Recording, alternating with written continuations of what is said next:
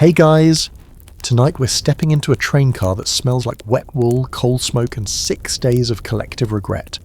It's February 28th, 1910, and you're stuck on the Great Northern Railway's Spokane Local, somewhere deep in the Cascade Mountains of Washington State. You've been here so long you're starting to recognise the patterns in the wood grain on the ceiling. That's not a good sign. So before you get comfortable, take a moment to like the video and subscribe, but only if you genuinely enjoy what I do here.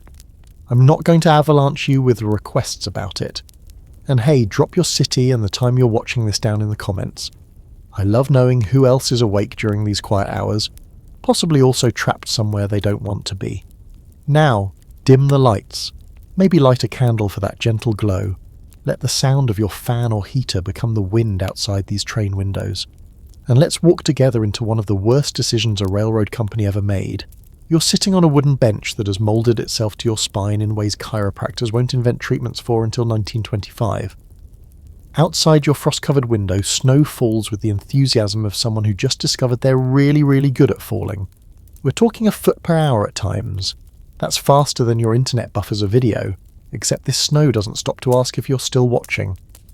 The year is 1910. Which means you're living in that sweet spot of history where humans are smart enough to build trains through mountains, but not quite smart enough to ask, but what if the mountain gets angry? The Great Northern Railway thought they had it all figured out. They built a tunnel through Stevens Pass. They established a depot at a little spot called Wellington. Everything seemed fine until nature decided to remind everyone who's really in charge. You shift your weight on that wooden bench and try not to think about the fact that your quick trip from Spokane to Seattle has turned into a frozen prison sentence. The only crime you committed was buying a ticket. Around you, other passengers handle the situation with varying degrees of dignity. Mrs. Starrett across from you keeps adjusting her hat like she's waiting for a photographer who will never arrive. Her 8-year-old son Raymond stares out the window with that 1,000-yard stare children get when they realise adults are just winging it. A travelling salesman named William has organised a card game using a suitcase as a table, because apparently when facing potential doom, the correct response is poker. The sound of cards shuffling mixes with the whistle of wind outside. Someone's baby cries with the kind of persistence that suggests it understands the situation better than the adults. You pull your coat tighter and wonder if your job in Seattle will still exist when you finally arrive. Listen to the sounds around you. The creak of wood as the car settles into snow, this hiss of wind finding every crack and gap. The muffled voices of railway workers outside shouting to each other in tones that suggest they're running out of ideas. Through the dim light of oil lamps, you can see another train parked just ahead, the fast mail number 27, and it's stuck just like yours, creating what historians will later call a catastrophic parking situation. Here's a historical fact you didn't ask for but are getting anyway. The Cascade tunnel that your train passed through yesterday is 2.63 miles long. It was a marvel of engineering when it opened in 1900. Right now, it's also your best escape route. Except railroad officials won't let anyone use it because the coal-burning locomotives create carbon monoxide levels that could kill you faster than you can say ventilation wasn't invented yet. Welcome to Wellington, Washington. Population, however many people are currently regretting their life choices. You're parked on a narrow ledge carved into the side of the Cascade Mountains, directly beneath a slope called Windy Mountain. Spoiler alert, that name is not inspirational, so you sit and you wait, and you try not to think about the fact that your breakfast this morning was a piece of bread that tasted like regret and the wood panelling behind it. The temperature inside your car hovers somewhere between uncomfortably cold and why can I see my breath? The coal stove at the end of the car does its best, but its best is like bringing a candle to a blizzard. You're wearing every piece of clothing you packed, which gives you the layered look of a fashionable onion. You might be wondering why the train doesn't just back up and go home. Great question. The answer involves snowdrifts taller than your dad, avalanches that keep covering the tracks behind you, and railroad company decisions that will age about as well as milk in summer. The rotary snowplows, massive mechanical beasts that should have solved this problem, keep hitting tree stumps hidden under the snow and breaking down like your New Year's resolutions. Here's where it gets spicy in the Labour Relations Department. Yesterday, the snow shovelers, who are being paid 15 cents an hour, which is roughly the cost of disappointment even in 1910, walked off the job demanding better wages. Management's response was to fire them. This is what business schools call suboptimal crisis management. The air inside your train car smells like a combination of things that shouldn't go together. Wet wool, coal smoke, unwashed bodies, and the faint metallic tang of fear. You can taste it when you breathe too deeply through your mouth. The bench beneath you is hard enough that you've memorized every knot and splinter. Your feet are cold despite 3 pairs of socks. You wiggle your toes just to make sure they're still there. Through the frosted window you can barely see the slope above you. It's just a wall of white rising into the clouds you can't distinguish from the mountain itself. Below you, Tie Creek Valley drops away like nature's way of saying, oops, and you're parked right in the middle, on a ledge that suddenly feels very, very narrow. But here's what you don't know yet, can't know yet, as you shift your weight on that wooden bench and wonder if your life choices have led you here for a reason. In about 5 hours, that mountain above you is going to solve your stuck on a train problem in the absolute worst way possible.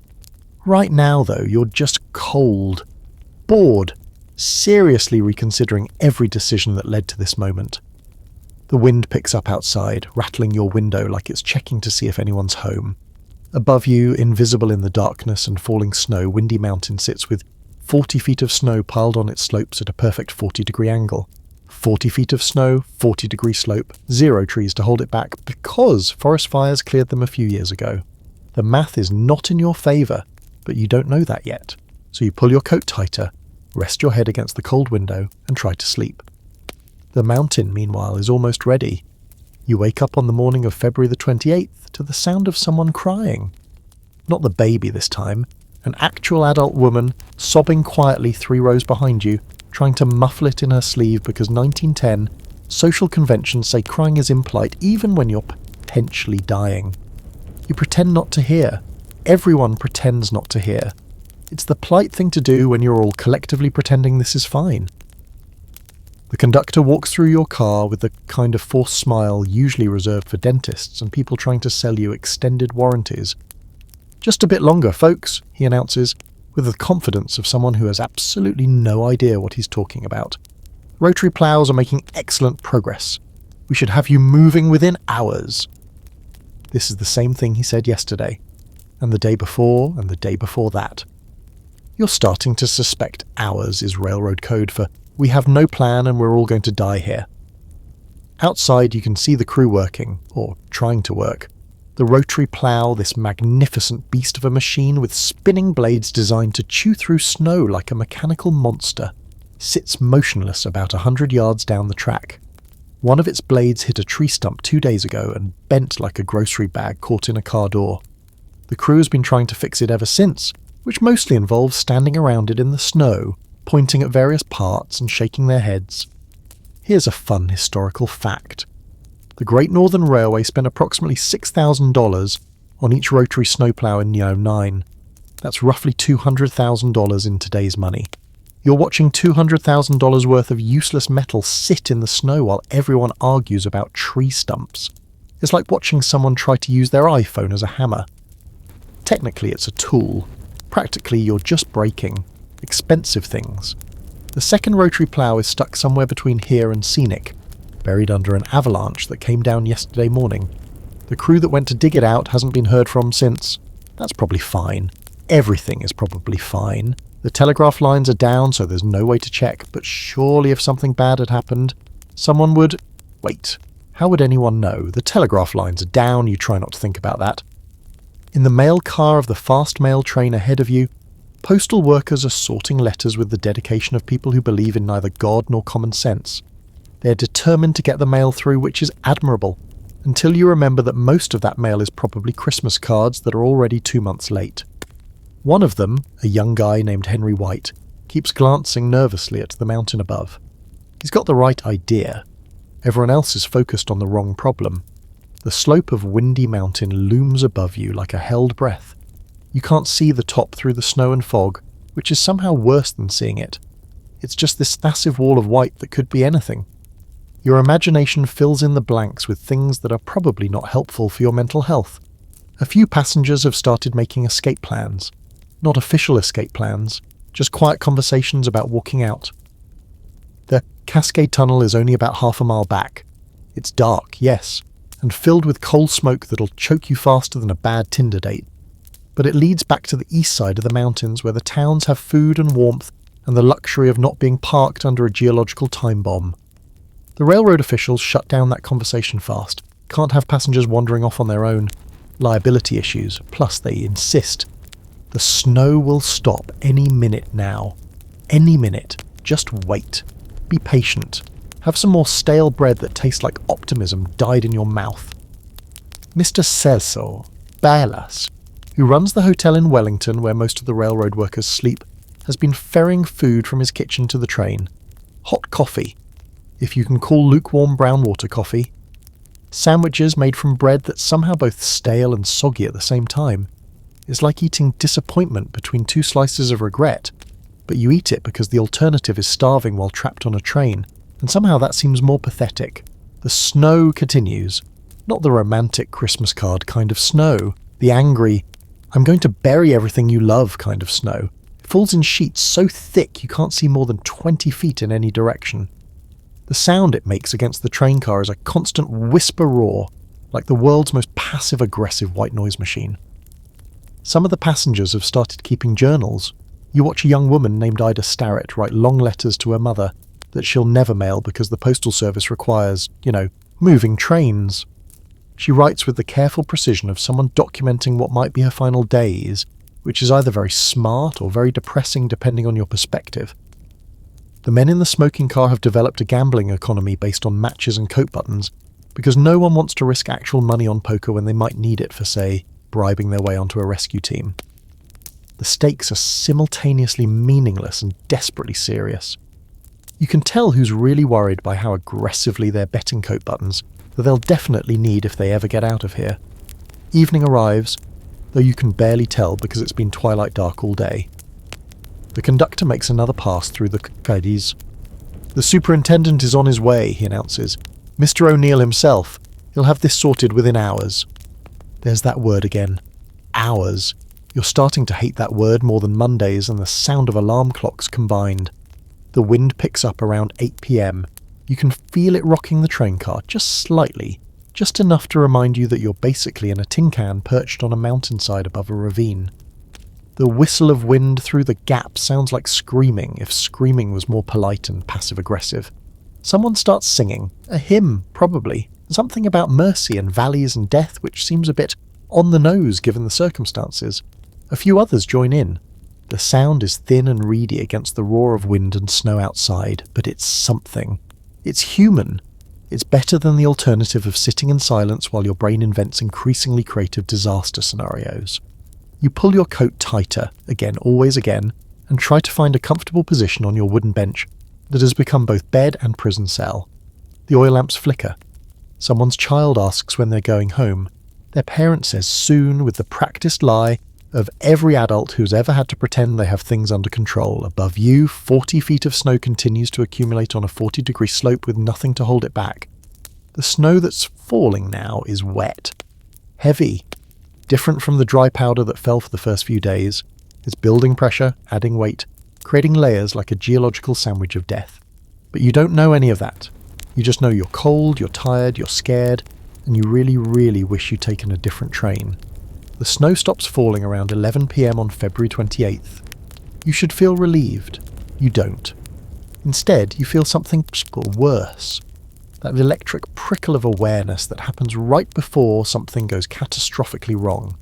It's the feeling you get when you realise you left the stove on. Or when you see your ex at a party. Except multiplied by being trapped on a train under a mountain that's been collecting snow like a vengeful god collecting IOUs. The silence after 6 days of constant snowfall is louder than the storm itself.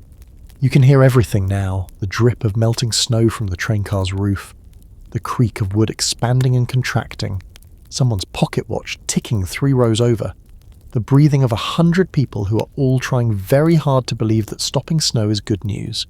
It's not good news. What you don't know, what you can't know unless you're a meteorologist or have a death wish and a thermometer, is that the temperature has risen. The snow has turned to rain. Rain in late February in the Cascade Mountains. Rain falling on 40 feet of accumulated snow. Rain adding weight and moisture and lubrication between layers of snow that are already under more stress than a college student during finals week. As rain sounds like fingers drumming on the train car's metal roof. Tap. Tap. Endless. Insistent, polite and murderous at the same time. Some passengers actually smile when they hear it. Rain means spring, someone says. Rain means the worst is over. Congratulations. You've just witnessed someone tempt fate so hard that fate is probably taking... Around midnight, the thunder starts. Thunder in a snowstorm, thunder in the mountains, thunder that sounds like the earth itself is cracking open to swallow you whole. Lightning illuminates the world outside your frost-covered window in brief, terrible snapshots. You see the mountain, you see the snow, you see more snow than should exist in one place, and then darkness again. Mrs. Starrett pulls her son Raymond close. He's stopped asking when they're going home. He's 8 years old and he's given up hope, which is the kind of thing that would break your heart if you weren't too busy being terrified yourself. Some of the railroad workers have abandoned the train. They've moved to the Bay Lake Hotel, which sits on higher ground about 400 feet away. They tell themselves it's because they need proper rest to do their jobs. They don't say the other part. The part about how the hotel isn't parked directly into the path of anything that might slide down from Windy Mountain. The workers who stay on the trains are either dedicated or stupid. The distinction won't matter in about an hour. You try to sleep, sleep doesn't come. Instead, you lie on your wooden bench with your coat pulled up to your chin, listening to rain and thunder and the increasingly nervous murmur of your fellow passengers. Someone prays out loud. Someone else tells them to shut up. Another person starts crying again. It's like a symphony of fear, except instead of music, it's just people processing their mortality in real time. The lightning increases, strike after strike illuminating the world outside. Each flash shows you things you don't want to see. The mountain, the valley below, the impossible narrowness of the ledge you're parked on, the distance between you and anything that might be called safety. At 1:42 a.m. on March 1st, 1910, a lightning strike hits Windy Mountain above you. You don't see it. You're half asleep or pretending to be. When the sound comes, it's not like anything you've heard before. It's not like anything anyone's heard before. It starts as a crack, lightning hitting snow, and then it becomes something else. A roar, a rumble, the sound of 10 million tons of snow deciding it's done with this mountain and would like to relocate immediately to the valley below. The sound of physics taking over. The sound of every bad decision made over the past week coming due all at once. You have maybe 3 seconds between hearing that sound and understanding what it means. Your brain, still half asleep, still trying to process it, goes through a rapid calculation of denial. Thunder? No. Too sustained. Train engine? No. Coming from the wrong direction. Something else. Something... Oh no. The train car lurches. Not rocking in the wind. Lurching, moving sideways. The entire structure shifting as snow hits it with the force of a tsunami made of ice and murder. You're thrown from your bench. Everyone is thrown from everything. Oil lamps fall, shatter, go out. Darkness swallows you whole. The sound is everything now. Roaring, screaming metal, breaking wood, the high-pitched shriek of train wheels being torn from tracks. You're moving, the whole train is moving, down, down, down toward the valley floor 150 feet below.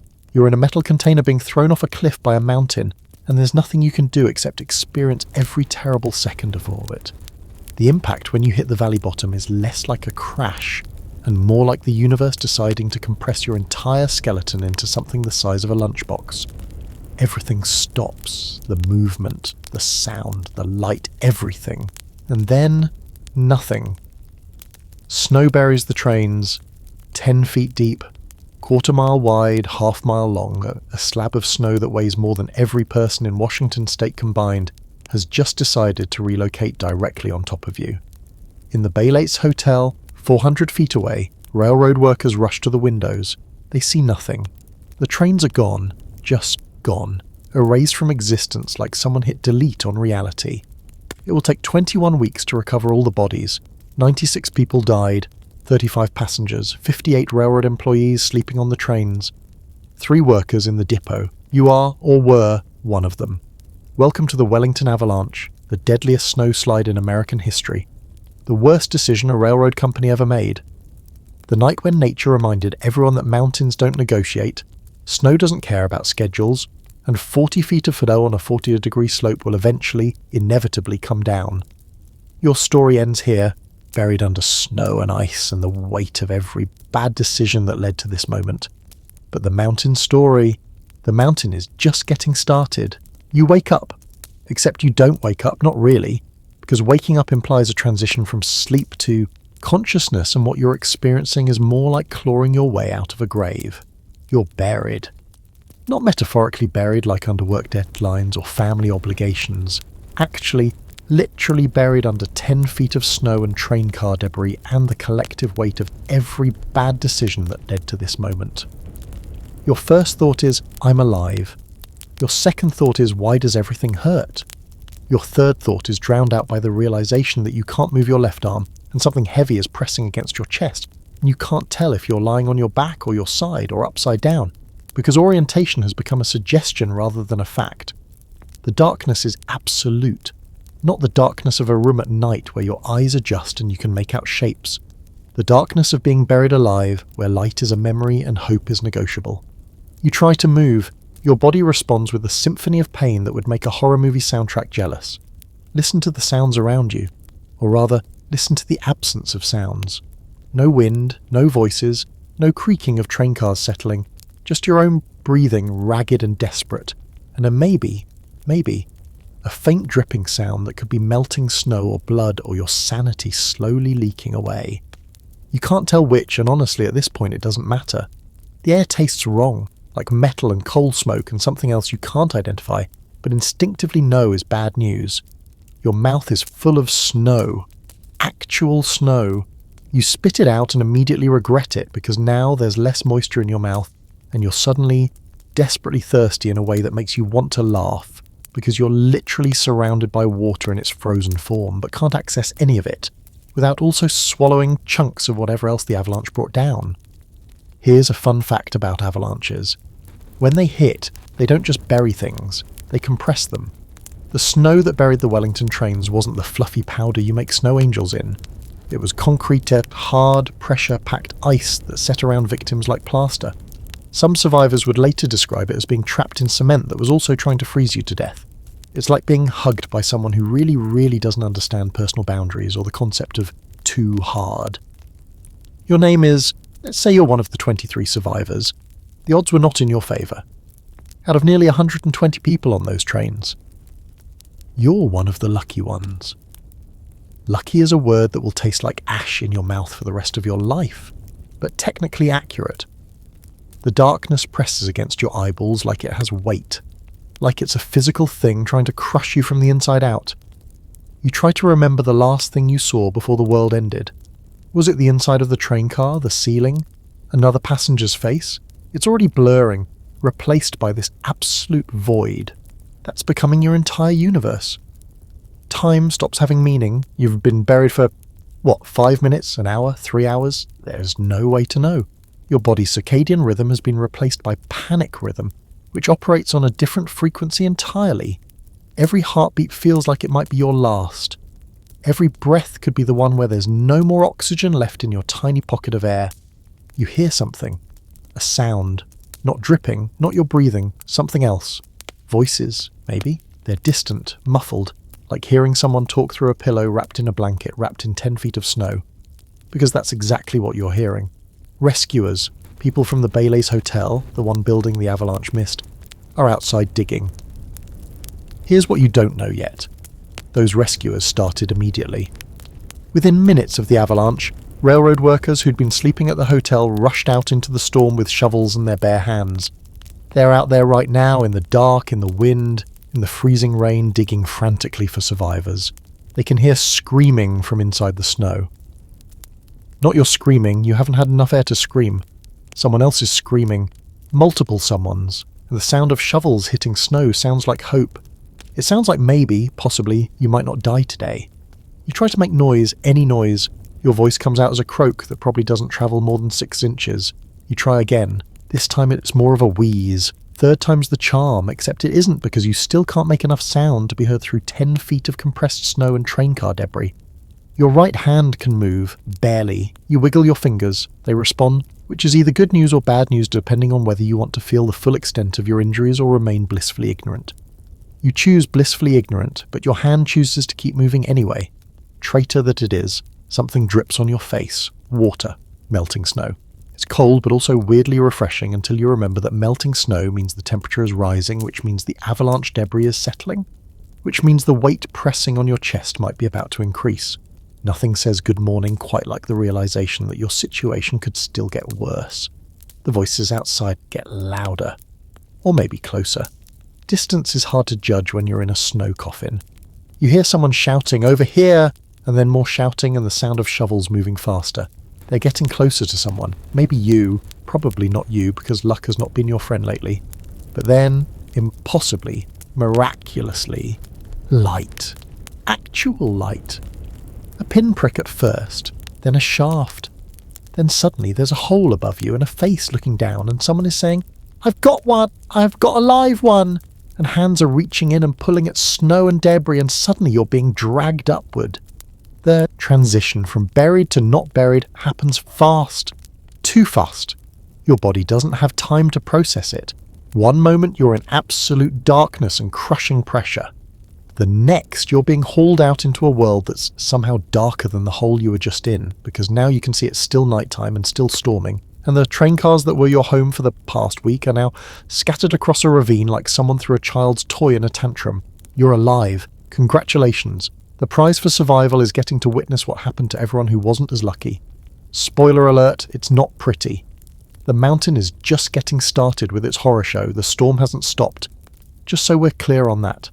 The avalanche happened, buried 2 trains and 96 people, and the weather looked at that situation and thought, you know what this needs? More precipitation. It's still snowing, still sleeting. The wind is still howling like it's personally offended by the concept of human survival. You're one of the first pulled out.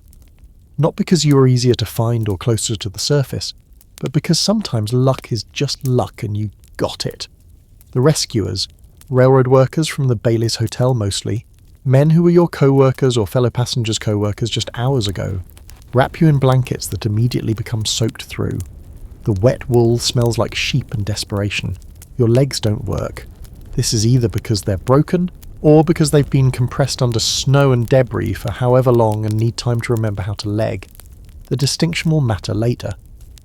Right now, someone is carrying you toward the hotel, which you can barely see through the storm but which represents warmth and safety, and not being buried alive anymore. Behind you, the rescue continues. You can hear it. Shouting, crying, the wet thud of shovels hitting snow, the screech of metal being pried apart. Someone screaming, "Help me!" from inside the debris. Someone else screaming names. Dara. William, can you hear me? Into the wind that swallows the words immediately. Here's what the rescuers are dealing with. The avalanche didn't just bury the trains, it shredded them. Train cars that were solid metal boxes designed to transport people across continents were torn apart like tissue paper. The locomotive, several tons of metal and steam power, was thrown around like a football. The mail car separated from the passenger cars, the sleeping cars pancaked. Everything that could go wrong did. The snow isn't the fluffy Christmas card kind. It's packed solid, mixed with rocks and trees and pieces of train and pieces of people. Every shovelful might reveal a survivor or a body or just more snow. The rescuers dig frantically, following sounds, following hunches, following hope that's getting dimmer with each passing hour. The Bailey's Hotel becomes command central and morgue and hospital and trauma centre all at once. You're carried inside to a room that's already filling with survivors and bodies. The distinction between the two categories is sometimes unclear. Some survivors aren't moving, some bodies are. Everyone is covered in snow and blood and the kind of dirt that comes from being buried alive. Mrs. Starrett is here. You recognise her from the train. She's sitting in a corner, blankets wrapped around her, staring at nothing. Someone tells you later that she was dug out alive. Her husband, father, mother, and 2 of her 3 children were found dead beside her. She survived by inches. Her 8-year-old son Raymond is gone. Her younger children are gone. She's technically alive, but something in her eyes suggests that's a technicality she's not entirely grateful for. The hotel staff, all 3 of them, because Wellington isn't exactly a metropolitan hub, are overwhelmed. They're making coffee that tastes like mud and hope. They're tearing up sheets for bandages. They're trying to keep track of who's alive, who's dead, who's missing, who's been pulled out, who's still buried. It's chaos with a side of organisational nightmare. Outside, the rescue continues. It will continue for hours. Then it will stop because the storm gets too dangerous and the rescuers are exhausted and hypothermic themselves. Then it will resume. Then stop again. This pattern will repeat for days. Some victims won't be found for weeks. The last body won't be recovered until July. That's 21 weeks of knowing that there are still people buried out there in what's left of the trains. A man stumbles in. His name is John Wenzel. He's a crewman who somehow survived and then somehow walked to Scenic Hot Springs Hotel through the storm to tell Superintendent O'Neill what happened.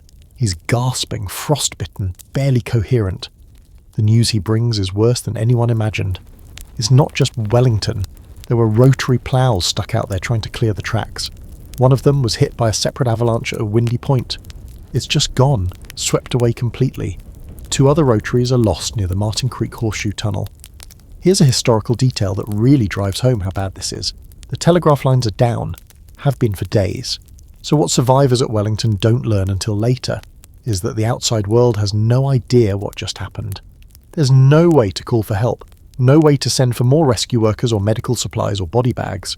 Wellington is on its own. Conductor Ira Clay is alive. He was sleeping on train number 7 when the avalanche hit. He remembers hitting the top and bottom of the mail car several times during the descent. The car disconnected after hitting a large tree. When he came to, he was buried 6 feet under snow. He dug himself out with his bare hands. The steam locomotive had melted a big cavern where it landed. He grabbed another survivor to prevent him from falling into the scalding steam. The stories multiply. A man found alive, with his legs crushed. A woman pulled out unconscious but breathing. A child found dead, frozen in a position that suggests they were trying to protect their face. Each rescue is a small miracle. Each body recovered is a small horror. The rescuers are working in conditions that would violate approximately 17 OSHA regulations if OSHA existed, which it doesn't because it's 1910, and workplace safety is more of a suggestion than a requirement. They're digging in freezing rain, on a steep slope, in the dark, with inadequate tools, while worried that their digging might trigger another avalanche or that the debris they're standing on might shift. Some of them are finding their friends, their co-workers, their family members. A railroad worker finds his brother's body. Another finds his supervisor. The mail car clerks who survived are pulling out the bodies of mail car clerks who didn't. It's the kind of trauma that doesn't have a name yet because psychology as a field is still figuring out how to spell therapy. By dawn, which arrives grey and miserable and still storming, the rescue effort has pulled out 23 survivors and started the grim work of recovering bodies. The survivors are in various states of broken. Broken bones, broken spirits, broken certainty that the universe makes sense, or that railroad companies care about employee safety, or that mountains can be trusted. You sit in the hotel, wrapped in wet blankets, drinking coffee that tastes like regret, and watch other survivors being brought in. Each one is a small miracle. Each one is a reminder of all the ones who weren't as lucky. The mountain has taken its toll, the storm isn't finished. And somewhere out there, under 40 feet of snow and debris, are 73 people who won't make it home. Welcome to the aftermath. The hard part is just beginning. It's now March 2nd, 1910. You've been alive for 24 hours since the mountain tried to delete you from existence. Congratulations. Your prize is consciousness and the knowledge of what happened to everyone else. The storm has finally stopped. The snow has stopped. The wind has stopped. Nature has finished its temper tantrum and moved on, leaving behind a disaster zone that looks like a giant picked up 2 trains, shook them like maracas, and threw them in a ravine. The silence after days of constant wind and snow is somehow louder than the storm itself. The real recovery work begins now, not rescue anymore. Recovery. The distinction is important. Rescue is hoping to find people alive. Recovery is knowing you won't. It's a shift in mindset that happens quietly, without announcement, as the hours tick by and the bodies start outnumbering the survivors. The scene at the bottom of Ty River Valley is something from a nightmare. Train cars are scattered like someone's failed attempt at Jenga. The locomotive, several tons of metal that should be indestructible, is crumpled like aluminum foil. The passenger, Cars are compressed, torn open, buried under snow and rocks and trees that the avalanche carried down from Windy Mountain. Here's what the recovery crews are dealing with: bodies frozen in ice, bodies crushed beyond recognition, bodies that can't be found at all, bodies in pieces, bodies perfectly preserved by the cold, bodies that have been there for a day but look like they've been there for weeks because trauma and freezing temperatures don't play well together. The workers establish a system because humans need systems even when dealing with the unsystematic horror of mass death. Bodies are tagged, photographed if possible, documented, then loaded onto toboggans and dragged down the mountain to Scenic. From Scenic they are transported to Everett and Seattle. The process is slow, dangerous, and emotionally devastating for everyone involved. Some victims are easy to identify. They are still wearing their conductor uniforms or have identification papers. Mrs. Starrett's family members are found near where she was pulled out alive.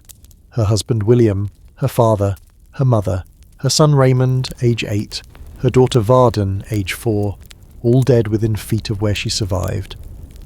The universe has a sick sense of humour about survival sometimes. Other victims aren't easy to identify.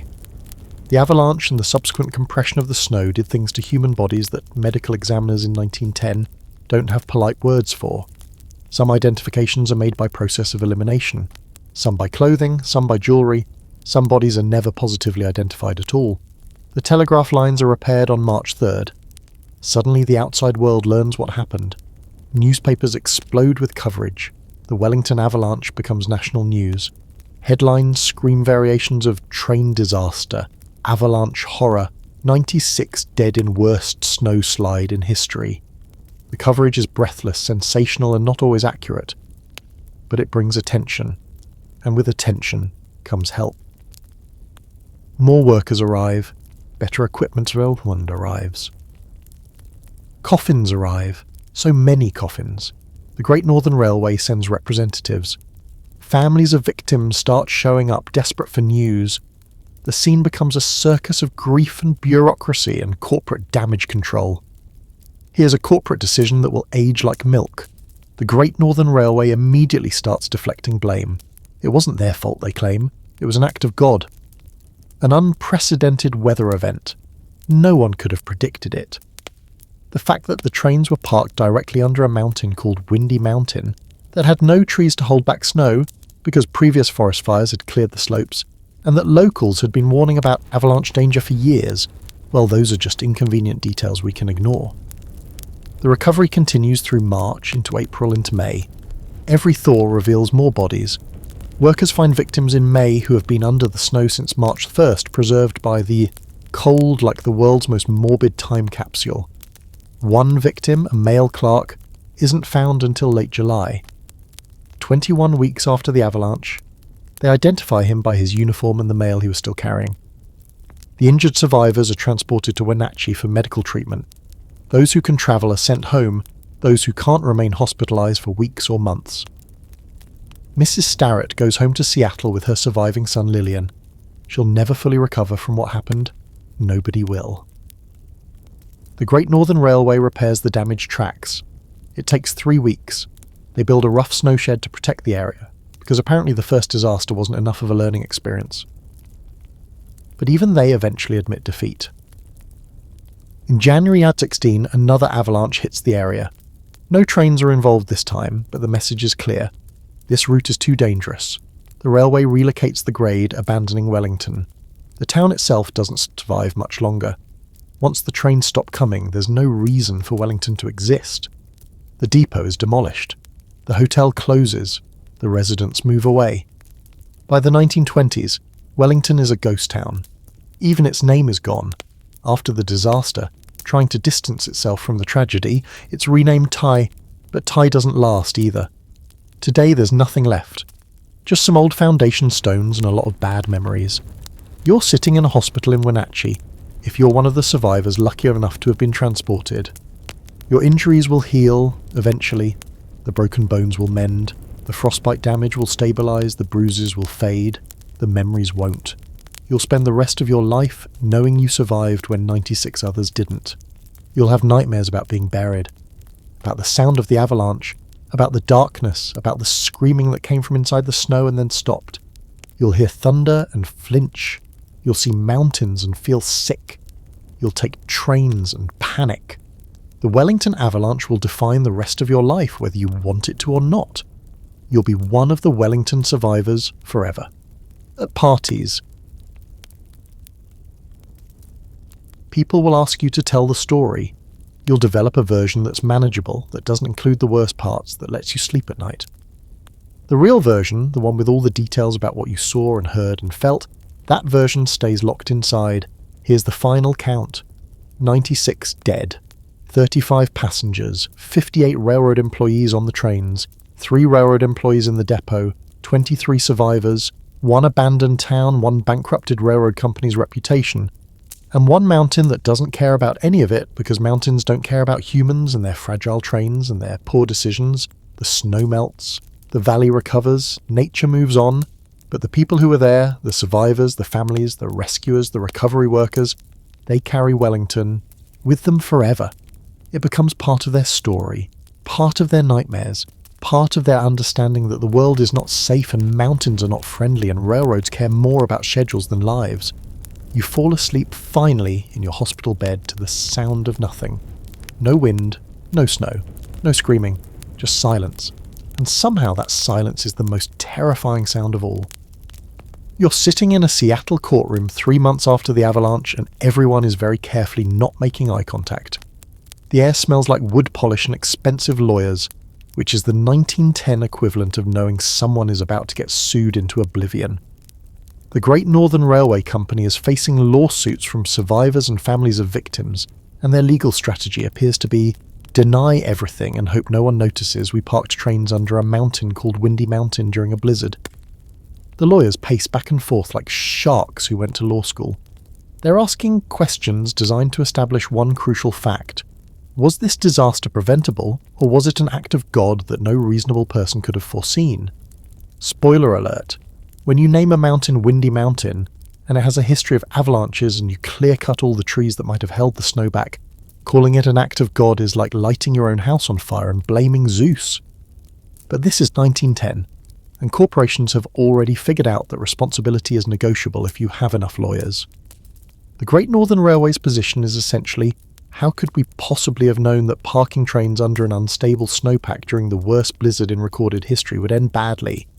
It's the kind of argument that would get laughed out of court today, but in 1910 actually has a chance. Here's a historical fact that really captures the essence of corporate accountability in the early 20th century. The Great Northern Railway initially offered survivors and families a settlement of $7,500 per death. That's roughly $230,000 in today's money, which sounds reasonable until you remember that's the price they put on a human life while simultaneously claiming no responsibility whatsoever. It's like saying, we didn't do anything wrong, but here's some money to stop talking about it. Some families took the settlement, others sued. Mrs. Starrett, who lost her husband, father, mother, and 2 of her 3 children, sued for $50,000, about $1.5 million today. Her lawsuit argued that the railway was negligent in keeping the trains at Wellington despite knowing the avalanche danger. The railway's defence was that they couldn't have predicted the specific conditions that caused the slide, which is technically true in the same way that you can't predict the specific moment a Jenga tower will fall, but you know it's going to happen eventually. The testimony is brutal. Survivors describe the horror of being buried alive, of digging out only to find their families dead, of spending days wondering if rescue would come at all. Railroad workers testify about being ordered to stay at their post despite the obvious danger, about watching the snow accumulate on Windy Mountain and just knowing that something terrible was going to happen. And then there's the testimony about the labour dispute. Remember those snow shovelers who walked off the job demanding better than 15 cents an hour, the ones the railway fired rather than negotiate with? That decision comes back to haunt the railway in court. If there had been more workers clearing snow, if the tracks had been better maintained, if the railway had prioritised safety over profit margins, would the disaster have been prevented? The lawyers don't phrase it that way, of course. They use careful legal language that dances around the central question. Did the Great Northern Railway value its schedule more than human lives? The answer is uncomfortable. The trains were kept at Wellington because moving them would have been expensive and time-consuming. The railway was trying to maintain its reputation for on-time service. The corporate decision-making process went something like, people are scared and want to leave, but if we let them walk through the tunnel or abandon the trains, it'll look bad for the company.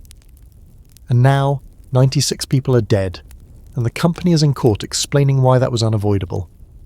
You watch the proceedings and feel a certain bitter satisfaction when the railway's lawyer trips over his own argument. He's trying to claim that the avalanche was unprecedented, unforeseeable, completely outside the realm of reasonable prediction. And then, a witness points out that there had been multiple avalanches in the area in previous years, that locals knew Windy Mountain was dangerous, that the railway's own employees had expressed concerns about the snow accumulation. The lawyer pivots. Okay, so avalanches happen, but this one was uniquely large. This one was triggered by a lightning strike during a thunderstorm, which is so unusual that it counts as an act of God. This argument has more merit. The combination of circumstances, days of record snowfall, followed by warming temperatures and rain, followed by a thunderstorm with lightning that triggered the slide, was genuinely rare. But here's the thing about rare events. They're only rare until they happen. And when you're operating a railroad through avalanche-prone mountain terrain, your safety protocols should account for rare events. That's literally the point of safety protocols. You don't plan for the average day, you plan for the worst day. The courtroom drama stretches on for months. Depositions are taken. Expert witnesses testify about snow accumulation rates and avalanche dynamics. The railway's lawyers argue that the company exercised reasonable care under the circumstances. The plaintiff's lawyers argue that reasonable care should have included not parking trains full of passengers under an obvious avalanche hazard for 6 days. Eventually settlements are reached. The exact amounts are often sealed as part of the agreements, but contemporary newspaper accounts suggest that families received between $5,000 and $15,000 per victim, significantly less than the initial lawsuits demanded, but more than the railway's first offer. It's the kind of compromise that leaves everyone unsatisfied. The families feel like their loved ones' lives were valued too cheaply. The railway feels like it paid too much for something that wasn't its fault. You leave the courtroom with a bitter taste in your mouth. Justice, it turns out, is complicated when the defendant is a massive corporation with unlimited legal resources, and the plaintiffs are grieving families who just want someone to acknowledge that their loved ones didn't have to die. The legal system grinds on, processing tragedy into monetary settlements and liability disclaimers, but the lawsuits have one useful effect. They make it clear that the Great Northern Railway needs to change something. Because even if they win every case, even if they successfully argue that the Wellington avalanche was an unforeseeable act of God, the public relations damage is catastrophic. People are terrified to travel through Stevens Pass. The railway's reputation is shredded. Something has to change and everyone knows it. The mountain has spoken. The courts have spoken. Now it's time to see if the railway is actually listening. 6 months after the avalanche, you're standing at Wellington watching construction crews build the world's most expensive apology. It's called a snow shed, and it's essentially a massive wooden roof designed to deflect avalanches over the railroad tracks rather than letting them bury trains. The concept is straightforward. If snow wants to slide down the mountain, give it a path that doesn't involve passenger cars. The construction is impressive in a "this definitely should have been built before 96 people died" kind of way. Massive timber beams are hauled up the mountain and assembled into a structure that looks like a very long, very sturdy barn. The snow shed covers the most vulnerable section of track near Wellington, creating a protective tunnel that trains can pass through even if avalanches are actively sliding overhead. Here's a fun fact about snow sheds. The Great Northern Railway spent approximately $250,000 building them in the immediate aftermath of the Wellington disaster. That's roughly $7.7 million in today's money, which is coincidentally about the same amount they spent on legal settlements and jury awards. Funny how safety improvements suddenly become affordable after a disaster proves they were necessary all along, but even as the snow sheds are going up, railway engineers are admitting that it's not enough. The fundamental problem remains. The route through Stevens Pass is geographically terrible. The pass is narrow, steep, prone to avalanches, and subject to the kind of weather that makes meteorologists question their career choices. No amount of wooden structures is going to make it truly safe, so the engineers start designing a new solution. A longer, lower tunnel that would bypass the most dangerous sections of the pass entirely. The proposed tunnel would be 7.8 miles long, nearly 3 times the length of the existing Cascade tunnel, and would run through the mountain at an elevation where avalanches are less frequent and snowfall is more manageable.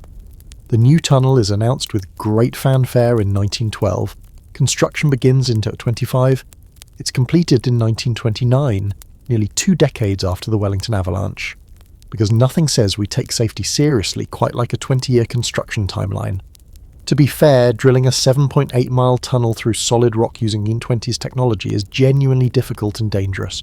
But still, 20 years is a long time to keep using the old route while promising that the safer option is definitely coming soon. In the meantime, the snowsheds do their job. Mostly, there are still avalanches, there are still close calls, but there's no repeat of the Wellington disaster, partly because the railway finally institutes better weather monitoring and evacuation procedures. Trains aren't kept waiting in avalanche zones during blizzards anymore. Imagine that. Revolutionary thinking. You watch the construction crews work and the marvel at human engineering. We're so clever, we humans. We can build tunnels through mountains and structures to redirect avalanches. We can overcome nature's obstacles with enough time, money, and determination. And we can do all of this without ever quite admitting that maybe, just maybe, we should have taken the danger seriously before people died. The new Cascade Tunnel opens in January 29. At 7 or 8 miles, it's the longest railroad tunnel in North America at the time. Trains no longer pass through Wellington. The old route is abandoned. The snowsheds slowly rot. The town itself is gradually deserted as railway workers move to other locations. And here's where it gets interesting. The Great Northern Railway decides to rename Wellington. The name has become too associated with the disaster. Every time someone mentions Wellington, people think of the Avalanche. It's bad for business. So in 1910, just months after the disaster, they quietly changed the name to Ty, after the nearby Ty River. It's corporate rebranding at its finest. Can't fix the reputation, change the name. The town of Wellington effectively ceases to exist, replaced by Ty, which sounds much more pleasant and has the added benefit of not being associated with the worst avalanche disaster in American history. Problem solved. Except that everyone still calls it Wellington when talking about the disaster, because you can't rebrand a tragedy out of existence. The engineering improvements are real and significant. The new Cascade Tunnel genuinely makes travel through Stevens Pass safer, but there's something deeply unsettling about the timeline. The railway knew the old route was dangerous. They just didn't prioritise changing it until after a disaster proved the danger was real. It's the classic pattern of reactive rather than proactive safety measures. Modern railway safety standards are written in blood. Every regulation, every safety protocol, every engineering requirement exists because someone, somewhere, died in a way that regulation might have prevented. The Wellington Avalanche contributed to those standards. After 1910, railways took avalanche danger more seriously. Weather monitoring improved. Evacuation procedures were established. Snow removal equipment was upgraded, but it took 96 deaths to make those changes happen. That's the part that sits uncomfortably in your stomach as you watch the construction crews work on the snowsheds. All of this, the wooden structures, the new tunnel, the improved safety protocols, could have been implemented before the disaster. The technology existed. The engineering knowledge was available. What was missing was the corporate will to spend money on prevention rather than reaction. You think about Mrs. Starrett sitting in that courtroom fighting for acknowledgement that her family's deaths were preventable. You think about the railway's lawyers arguing that the avalanche was an act of God. And you look at these snowsheds, this massive investment in safety infrastructure, and you realise, if it was truly an act of God, why are you building defences against it? The mountain doesn't care about corporate liability or legal arguments. The mountain just exists, patient and dangerous, waiting for the next time humans make decisions that prioritise profit over safety. The snowsheds are an admission of guilt disguised as engineering progress. And the new tunnel, when it finally opens 19 years later, is a monument to all the people who didn't have to die if safety had been the priority from the start. You return to Wellington, or Ty, or whatever it's calling itself this week, in 1935, 25 years after the avalanche. The town is dying. The new Cascade Tunnel made Wellington obsolete, and buildings that once housed railway workers and their families are slowly being reclaimed by the forest. Windows are broken. Doors hang askew. The wind whistles through empty structures like the mountain is singing a funeral dirge. The most striking thing is the silence. Wellington was never a bustling metropolis, but it had the sounds of human activity. Trains, workers, families, the constant background hum of a community built around keeping the railway running. Now there's nothing but wind and the occasional creak of settling timber. It's haunting in the literal sense. You feel the presence of ghosts in every abandoned building. The Baylitz Hotel, which survived the Avalanche and sheltered survivors in those first horrible hours, still stands, but it's empty. You peer through dusty windows and see furniture left behind when the last occupants departed. Tables still set for meals that were never eaten. A jacket hanging on a coat rack like someone just stepped out and will be right back. The effect is profoundly eerie, like walking through a moment frozen in time. Some historians and railway enthusiasts still visit. They come to see the site of the disaster, to stand where the trains were parked and look up at Windy Mountain and try to imagine what that night was like. The tracks are overgrown but still visible. The old snow sheds, built in haste after the avalanche, are rotting away. Nature is patient. Give it enough time and it will erase all evidence that humans were ever here. Here's a curious fact. In the years after the disaster, Wellington developed a reputation for being haunted. Railway workers who had to pass through the area reported hearing screams in the wind, seeing phantom lights where the trains went down, feeling unexplained cold spots even in summer. Psychologists would probably attribute this to trauma and guilt, survivors and witnesses processing what they experienced. But the stories persist. You hike down to where the trains ended up, 50 feet below the track level. It's thick forest now, grown up around the wreckage that was never fully removed. Some of it is still there, buried under decades of forest duff and new growth. Pieces of metal, fragments of wood, a wheel here, a door handle there. The forest has swallowed the physical evidence, but it can't erase what happened. Standing at the crash site, you try to imagine the sound.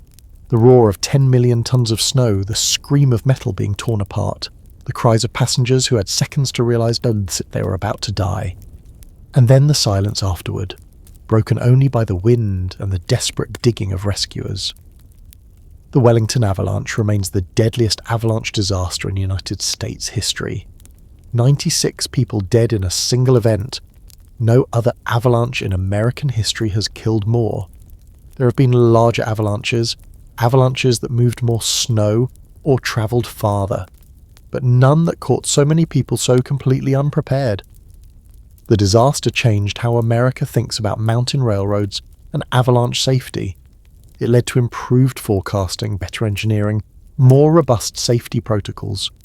Modern travellers through Stevens Pass have no idea how much safer their journey is because 96 people died here in 1910.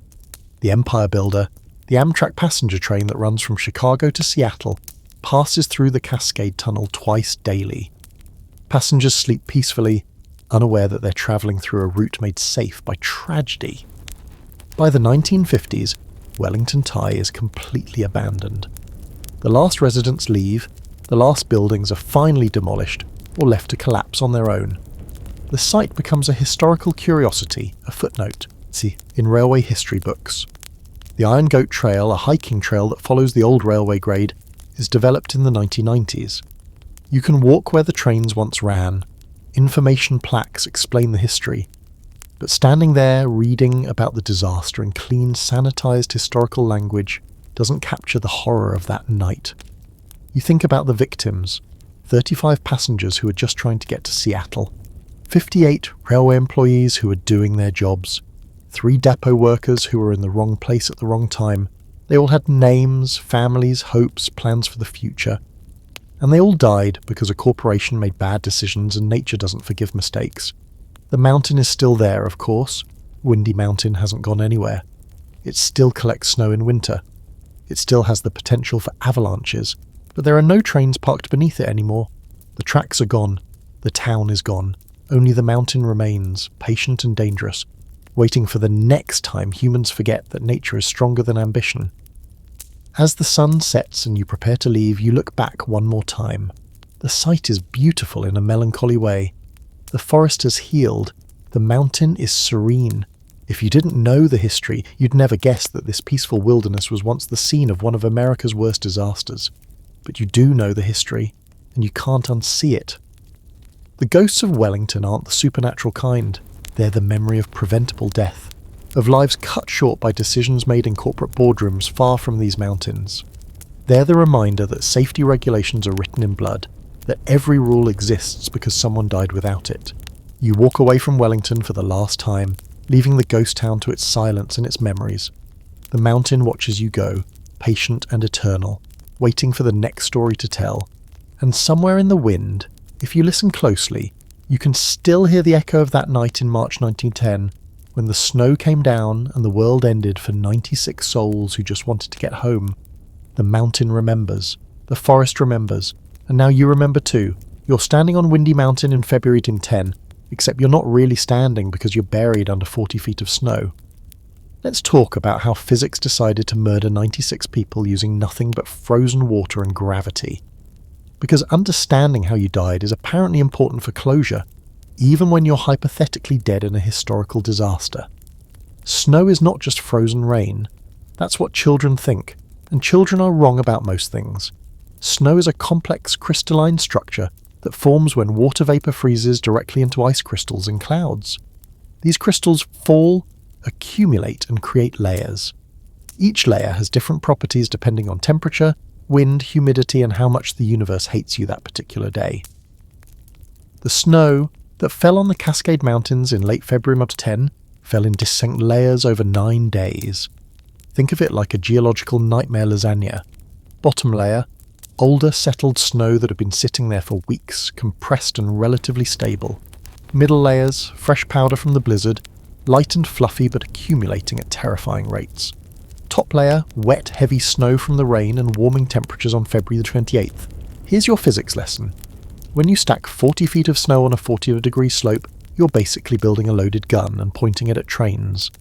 The different snow layers don't bond well together. They slide against each other like a deck of cards on a tilted table. Add weight from new snowfall, add lubrication from rain, add heat from the temperature change, and wait for a trigger. The trigger in this case was lightning.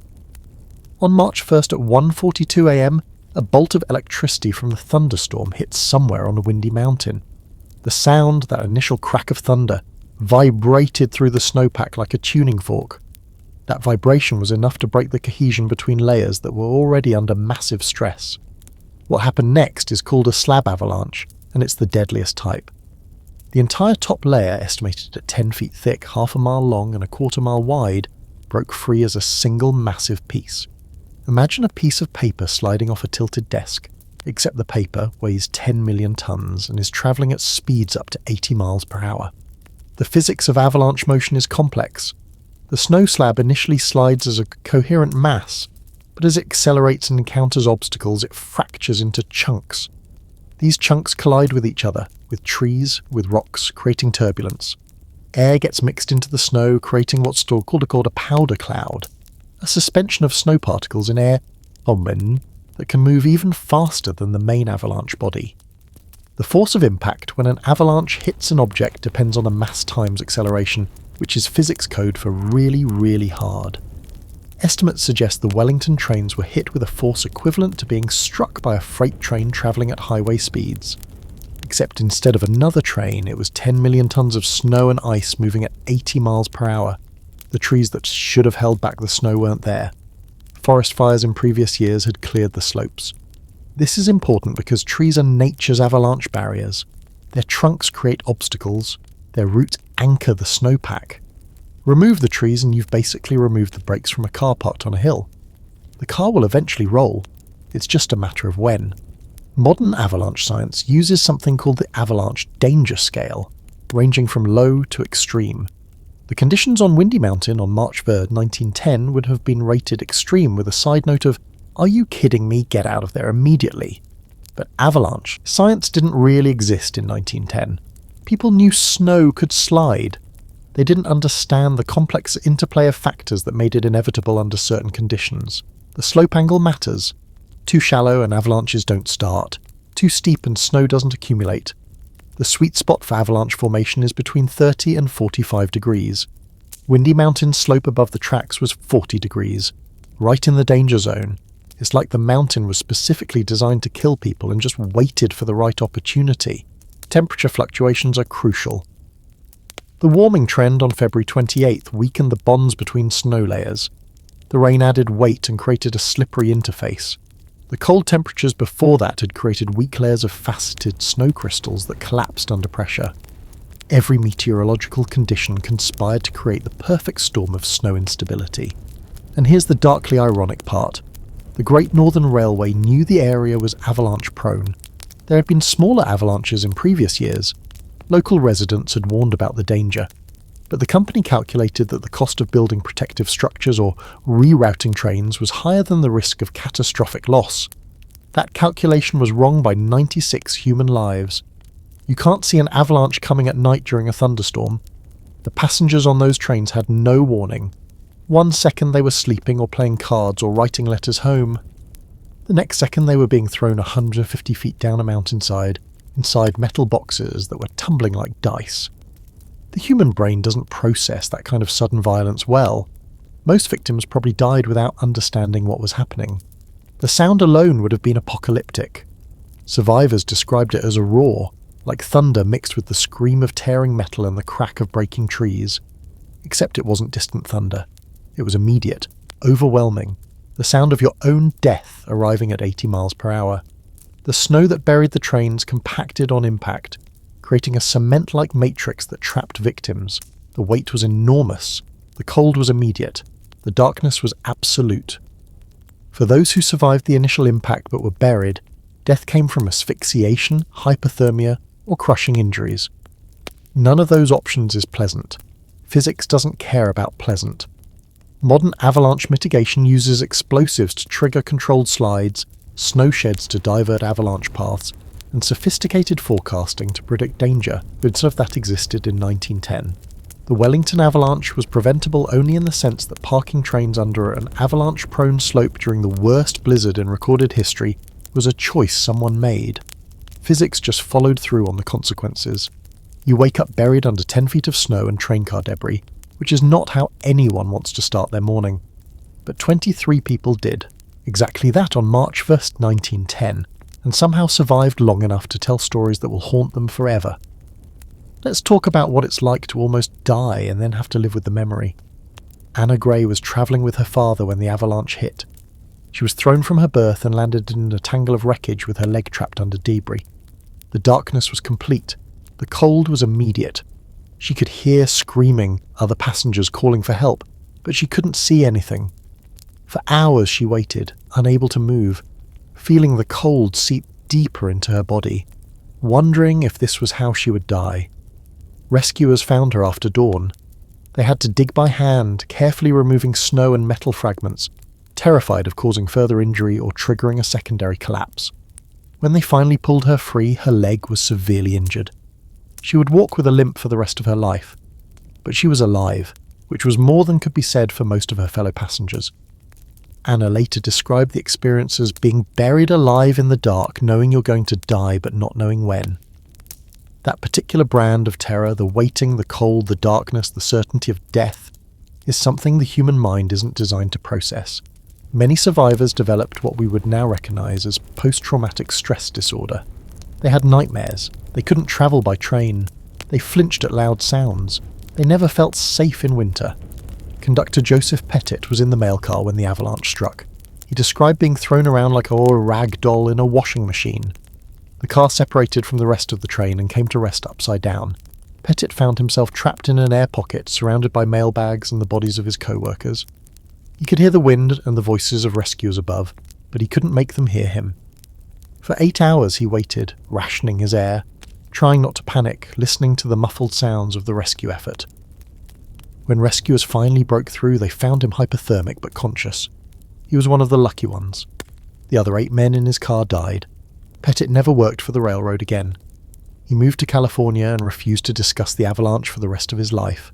R.M. Barnhart, a lawyer from Spokane, survived by being thrown clear of the wreckage during the initial impact. He landed in deep snow, which cushioned his fall but also buried him up to his chest. He managed to dig himself out and spent the next hours helping rescuers search for survivors. He described finding a woman trapped in debris, still alive, who begged him to save her children. He dug frantically, but couldn't reach them before they died from their injuries. Barnhart later said that the guilt of surviving when others didn't was worse than the physical trauma of the avalanche itself. He spent years wondering why he had been spared. He attended funerals of victims he'd never met, paying for their headstones, trying to make sense of the random chance and survival. There is no sense to make. Sometimes you live and sometimes you don't, and the universe offers no explanation for the distinction. The Starrett family represents both the best and worst of survival statistics. Mrs. Starrett survived. Her husband, father, mother, and 2 of her 3 children died. She was pulled from the wreckage with her younger son Lillian still alive beside her. The rest of her family was found within feet of where she had been buried, all dead. She spent the rest of her life trying to understand why she had been spared when they had not. Survivor's guilt is a specific kind of torture. You're grateful to be alive but ashamed of that gratitude. You wonder what you could have done differently. You replay the moments before disaster, looking for choices you might have made that would have changed the outcome. But there were no choices. There was just an avalanche that killed some people and spared others with no logical reason. The injured survivors were transported to hospitals in Wenatchee and Seattle. Their injuries ranged from broken bones to crushed internal organs to severe hypothermia. Medical care in 1910 was primitive by modern standards. There were no antibiotics. Anesthesia was crude. Surgical techniques were rough. Many survivors suffered permanent disabilities from their injuries and the subsequent medical treatment, but the psychological wounds were worse and less visible. Survivors reported nightmares where they relived the avalanche every night. They described feeling phantom sensations of cold and pressure as if they were still buried under snow. They avoided trains, avoided mountains, avoided winter. Some moved to warm climates where snow never fell. Others simply lived with the constant low-grade terror of knowing that safety is an illusion and disaster can strike without warning.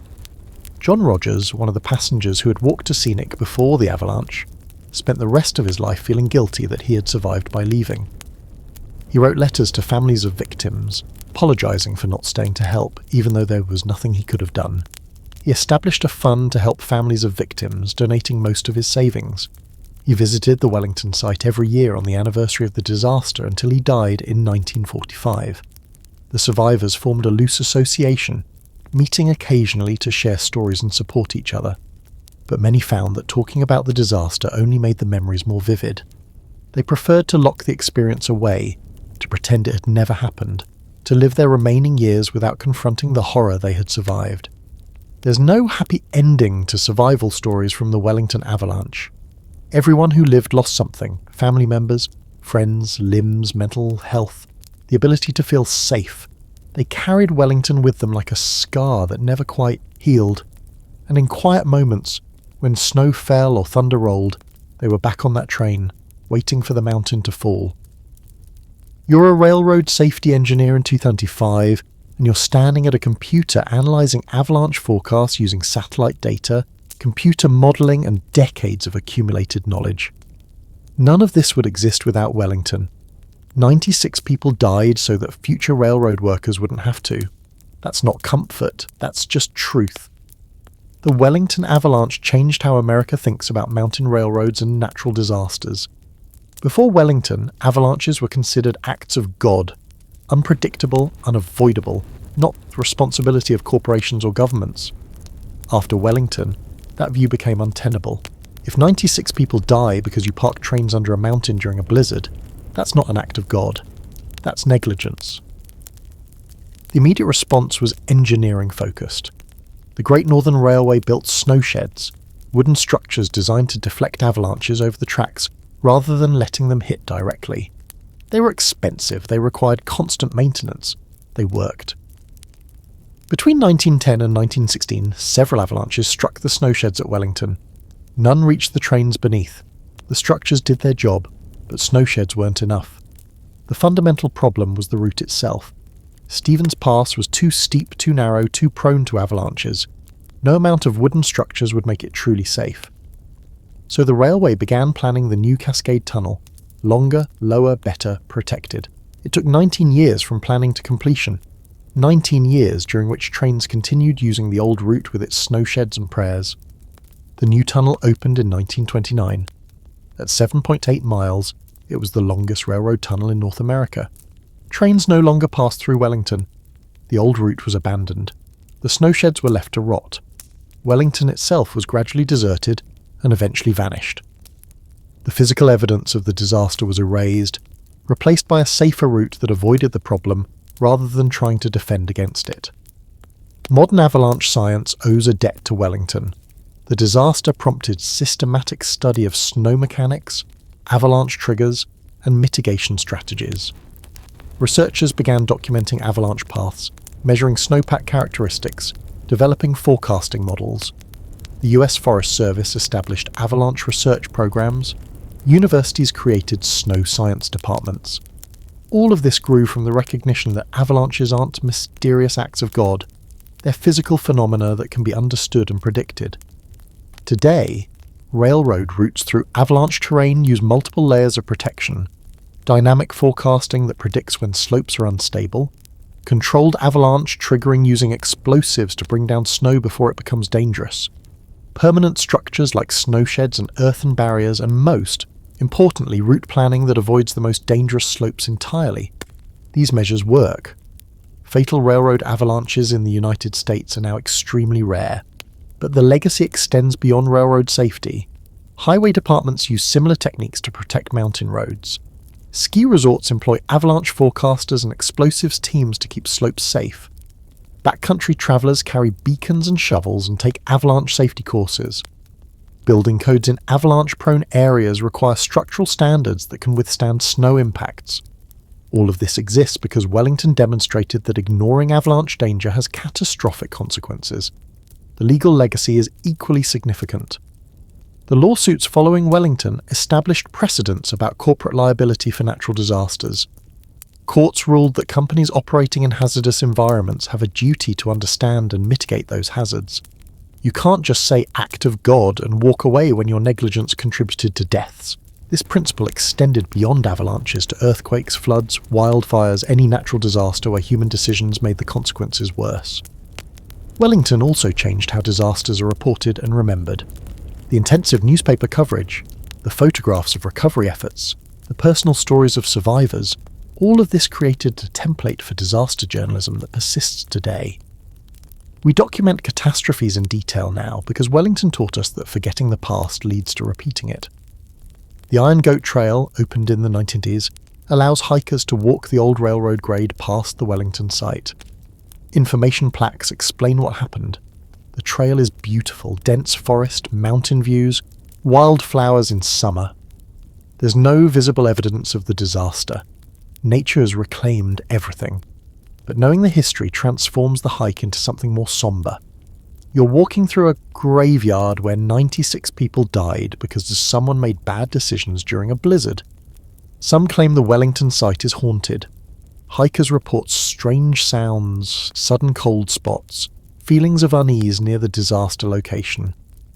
Whether these are genuine paranormal phenomena or just the psychological weight of knowing what happened, there is debatable. But the mountain remembers even if the physical evidence is gone. The forest remembers, and anyone who walks that trail with knowledge of the history carries a little bit of Wellington's tragedy with them. The final legacy is educational. Wellington is taught in engineering schools as a case study in catastrophic failure. It's discussed in risk management courses as an example of what happens when profit is prioritized over safety. It's examined in psychology classes as a case study of trauma and survivor's guilt. It's referenced in climate science as evidence of how weather extremes can create deadly conditions. The disaster continues to educate more than a century after it occurred. Would those 96 people trade their lives to create all this knowledge and safety infrastructure? Probably not. Dead people don't get satisfaction from legacy, but their deaths weren't entirely meaningless. Every person who rides a train through the Cascade safely, every skier who survives a day in avalanche terrain because of modern safety measures, every engineer who designs with Wellington in mind, they're all beneficiaries of a disaster that should never have happened. The mountain is still there. Windy Mountain hasn't changed. It still accumulates snow in winter. It still has the potential for avalanches, but there are no trains parked beneath it anymore. The people who made that fatal decision are long dead. The corporation that employed them has reorganized and rebranded multiple times. The world has moved on, but if you stand at the Wellington site on a quiet winter day, when snow is falling and the wind is howling through the trees, you can almost hear it, the ghost of that night in March 1910, the roar of the avalanche, the scream of tearing metal, the silence that followed. The mountain remembers, even if we forget, and maybe that's the real legacy. The knowledge that nature is stronger than ambition, that mountains don't negotiate, and that the price of ignoring danger is paid in human lives. Sleep well. The trains don't stop at Wellington anymore. You're James O'Neill, Superintendent of the Great Northern Railway's Cascade Division, and right now you're standing in the Baileys Hotel at Wellington watching your career end in real time. It's March 1st, 1910, about 2 a.m, and someone just burst through the door screaming that the trains are gone. Not stuck, not damaged, gone. As in swept off the mountain by an avalanche. As in 96 people are probably dead and it's technically your responsibility. Welcome to the worst day of your professional life. Population, you, and your increasingly terrible decisions. Let's rewind. You've been with the Great Northern Railway for years. You're good at your job. You know these mountains. You've dealt with snow before. But this winter is different. This winter is snow falling at rates that would make meteorologists in 25 question their career choices, a foot per hour, sometimes more, for 9 straight days. Here's what you knew a week ago. 2 trains were stuck at Wellington, the Spokane local passenger train and the fast mail, combined about 20 people. Your job was to get them moving. Your problem was that every time you cleared snow, more snow fell. Every time you sent out a rotary plough, it broke down or got stuck or ran out of fuel. Every time you thought you had a plan, the mountain laughed and buried your plan under 6 more feet of snow. But here's what you didn't do. Evacuate. You didn't order those trains emptied and the passengers marched back through the Cascade tunnel to safety. The tunnel was dark, yes. Filled with coal smoke, yes. Potentially dangerous, yes. But you know what's more dangerous than walking through a dark tunnel? Parking trains under an avalanche-prone mountain during a record blizzard. Some passengers wanted to walk out. They asked, multiple times. You said no. Company policy, liability concerns, safety protocols. All the corporate reasons that sound good in a boardroom but age like milk when 96 people die. Here's a historical fact that's going to haunt you. Other railway officials recommended evacuation. Your subordinates suggested it. Local residents who knew these mountains warned you about Windy Mountain. You had information. You had options. You chose to keep people on those trains because moving them would have been expensive, complicated, and bad for the railway's reputation. The railway's reputation, that's the phrase that's going to echo in your head for the rest of your life. You prioritize corporate image over human safety, and now you're standing in this hotel listening to screams from the wreckage below, and there's no amount of mental gymnastics that will make this okay. You grab your coat, you rush outside into the storm. The scene is chaos. The trains aren't where they should be. The tracks are empty. Below, in the Ty Creek Valley, you can see debris, metal, wood, bodies. People are already down there digging with their bare hands because there's no time to organise proper rescue equipment. You start giving orders, clear the snow, find survivors, get help, but your voice sounds hollow even to yourself because you know this is your fault. Not the avalanche's fault. Not nature's fault. Yours. You had a week to make different decisions, and you didn't. The rotary ploughs you sent out? 2 of them got swept away by separate avalanches. The crews are dead. More bodies to add to your count. The telegraph lines you were counting on for help? Down. You're isolated, surrounded by snow and death and the consequences of corporate decision-making. As dawn breaks, grey and miserable, you survey the damage. Both trains are in the valley, crushed and buried.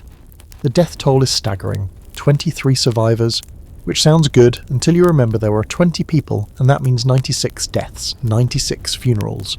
96 families who will receive telegrams saying their loved ones died because trains weren't evacuated during a blizzard. You spend the next days coordinating recovery efforts. Bodies are pulled from the snow and loaded onto toboggans. Survivors are treated for hypothermia, broken bones, trauma. You write reports, you send telegrams to railway headquarters. You attend to the grim logistics of mass death. But you also start crafting the narrative. You can't call it an evacuation failure. That would be admitting liability.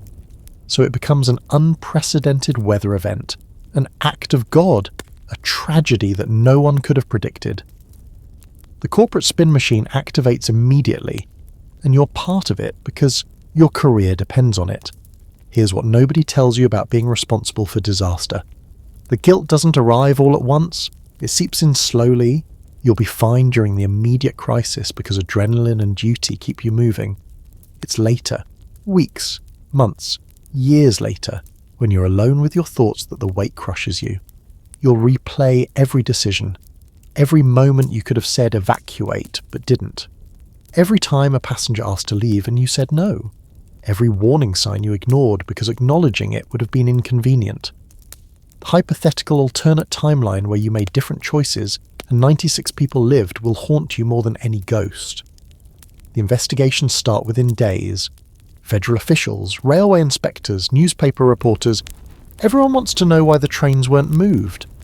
Your answers sound reasonable when you say them out loud. We were waiting for conditions to improve. Walking through the tunnel would have been dangerous. We expected to clear the track soon. But you hear how hollow those reasons sound. You see the looks on investigators' faces. The skepticism, the unspoken question. Did you prioritize railway schedules and corporate reputation over human lives? The answer is yes, but you can't say that. So you stick to the script. Unprecedented weather. Act of God, unavoidable tragedy. The Great Northern Railway stands behind you. Publicly, they have to, admitting that their superintendent made fatal errors would open them to massive liability. So they defend your decisions, argue that evacuation would have been more dangerous than staying put, claim that no one could have predicted the avalanche. Privately, you're reassigned within months, not fired, that would look bad. Just quietly moved to a different position where you can't make life or death decisions anymore. The message is clear. The railway will protect you from legal consequences, but your career as a decision maker is over. You live until 1946, 36 years after Wellington. You never speak publicly about the disaster. You never write a memoir or give interviews. The guilt becomes a permanent resident in your chest, a weight that doesn't decrease with time. At night, you dream of snow and screaming and trains sliding into valleys, and you wake up wondering if making different choices would have changed everything. The answer is yes, it would have. 96 people died because evacuating them would have been inconvenient for the railway. That's the truth no investigation report will state plainly. That's the reality you carry until your last breath. James O'Neill made decisions based on corporate priorities instead of human safety. He's not unique in this. He's just the one who had to live with the most visible consequences. And that's the nightmare that railway officials still wake from, knowing that sometimes the wrong decision doesn't just cost money or reputation, sometimes it costs 96 lives. You're a railway worker at Wellington, and your job description just went from clear snow from tracks to dig bodies out of avalanche debris. This wasn't in the handbook. Neither was the guilt of being alive when so many of your co-workers aren't. The workers who stayed at the Baileys Hotel survived. The workers who slept on the trains died. The distinction between life and death was about 400 feet, the distance between the hotel and where the trains were parked. 400 feet, less than the length of a city block. That's how arbitrary survival is. You were in the hotel because you got off shift at midnight. Pure luck. Your buddy who took the next shift? Dead. Buried under 10 feet of snow and train debris. You're alive because of a work schedule, and that's the kind of cosmic randomness that makes you question everything. Here's what nobody talks about in disaster narratives. Survivors' guilt among workers is different from passenger survivors' guilt. Passengers were helpless victims. You're supposed to be the expert. You're supposed to know these mountains. You're supposed to keep people safe. And you failed at that, even though logically you know there was nothing you could have done to stop an avalanche. The days after the disaster are a blur of horror. You dig in the snow with your bare hands because shovels are in short supply. You find bodies, sometimes whole, sometimes in pieces, sometimes frozen in positions that suggest they died trying to protect loved ones. You load corpses onto toboggans and drag them to temporary morgues. You do this for days, weeks. The last body won't be recovered until July, and you'll be part of that recovery crew too. The psychological toll is immediate and brutal. You're not trained for mass casualty recovery. You're a railway worker, not a first responder or grief counsellor or trauma specialist. None of those specializations exist in 1910 anyway. You're just expected to do the job, keep your emotions in check, and function normally afterward. Except you can't function normally afterward. You have nightmares where you're buried in snow, you flinch at loud sounds, you can't sleep through thunderstorms, you avoid looking at trains because they remind you of death. Modern psychologists would diagnose you with PTSD, but that term won't be coined until after World War I. In 1910, you're just troubled or not handling it well. Here's a fact about railway worker compensation in 1910. It was terrible. You were being paid maybe $2 a day for back-breaking work in dangerous conditions. The snow shovelers who walked off the job a week before the avalanche were demanding better wages. 15 cents an hour wasn't enough to risk your life clearing snow during a blizzard. The railway's response was to fire them rather than negotiate. Those fired workers? They're alive. The workers who stayed loyal to the company and kept working? Many of them are dead. There's a lesson in that about corporate loyalty and worker safety, but it's not one the railway wants to acknowledge. After the disaster, there's talk of improved safety protocols, better weather monitoring, emergency evacuation procedures, hazard pay for dangerous conditions. The railway promises all of this. Some of it even happens, but the fundamental problem remains. Railways prioritise schedules and profits over worker safety, and that won't change significantly until unions gain more power decades later. You attend funerals. So many funerals. Your co-workers, men you worked alongside for years, men with families, men who are just doing their jobs and got killed for it. The railway pays for some funerals, offers some financial assistance to families, but money doesn't replace a father, a husband, a son. The community at Wellington is shattered. It was a small town, population maybe 100 people, mostly railway workers and their families. The avalanche killed over half the local workforce. The town can't recover from that. Within years, Wellington will be renamed Thai. Within a few more years, it'll be abandoned entirely. The railway will relocate the line to avoid the area. The town will cease to exist. You're part of that exodus. You can't stay at Wellington. The ghosts are too thick. Every time you look at Windy Mountain, you see snow sliding down. Every time you walk past where the trains were parked, you remember the screaming. You transfer to a different division, different mountains, different job, but the memories follow you. Here's what work looks like after Wellington. You're more cautious, you question orders that seem dangerous, you advocate for worker safety even when it's inconvenient for management. Some supervisors appreciate this. Others see you as difficult, a troublemaker, someone who doesn't understand that railways have schedules to keep. But you've learnt something the hard way. Schedules don't matter if you're dead. Profits don't matter if you're buried under snow. Corporate reputation doesn't matter if 96 people are killed because evacuation was inconvenient.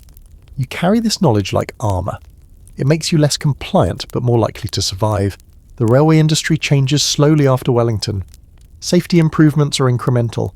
Better avalanche forecasting, improved snow sheds, new routing that avoids the most dangerous areas. But these changes come too late for the 96 who died. They're a monument to what happens when corporations treat workers as disposable resources rather than human beings. You grow old carrying Wellington with you.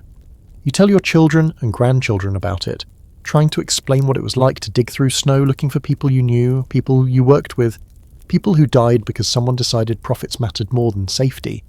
They listen, but they don't really understand. How could they? You barely understand it yourself. When you die, decades later, in a warm bed surrounded by family, your last thoughts are of that morning in March 1910. The snow, the screaming, the bodies, the arbitrary distinction between who lived and who died. You made it out. You survived. But part of you stayed buried on that mountain, and no amount of time or distance ever brought it back. You're sitting in your home in Seattle when the telegram arrives. It's March 2nd, 1910. The message is brief. Regret to inform you of train disaster at Wellington. Your husband and among casualties. Body recovery in progress. Will notify when remains identified. Your world ends in 30 words. Your husband was taking the train to Seattle for work, just a routine trip. He kissed you goodbye 4 days ago, said he'd be home soon, told you not to worry. Now he's dead, buried under an avalanche in the Cascade Mountains, and you're a widow with 3 children and no clear path forward. The grief hits like a physical thing. You can't breathe, can't think, can't process that your husband, alive and laughing just days ago, is now a body being dug out of snow by railway workers. The randomness of it is almost worse than the death itself. If he'd taken a different train, if he'd delayed his trip, if the railway had evacuated passengers, any of 100 small changes, and he'd still be alive. But he's not alive. He's dead.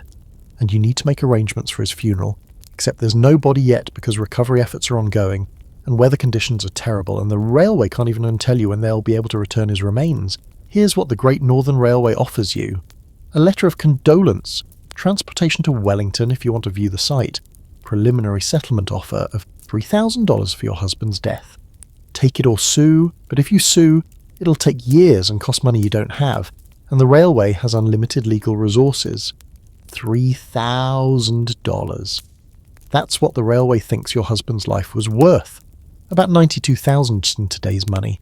Sounds reasonable until you remember that you have 3 children to raise, rent to pay, no job prospects because women's employment opportunities in 1910 are limited, and no life insurance because your husband couldn't afford the premiums. You have to decide, take the settlement or fight for more. Taking it means immediate money, but accepting that the railway's negligence cost your husband's life and they're getting away with paying pennies on the dollar. Fighting means potentially years of litigation, legal fees, uncertain outcomes, and reopening trauma every time there's a court hearing. Most families take the settlement. They can't afford not to. Widows with children can't wait years for a potential payout. They need money now for rent, food, basic survival. The railway knows this. The lowball settlement offers aren't mistakes. They're calculated decisions based on knowing that desperate families will accept less than they deserve. You take the settlement, sign the papers, cash the check, feel like you've betrayed your husband's memory by accepting money instead of justice. But justice doesn't feed your children or keep a roof over their heads, and pragmatism beats principle when you're worried about making it through the next month. The funeral happens a week later. Your husband's body was recovered on March 8th, identified by his clothing and personal effects. The casket is closed.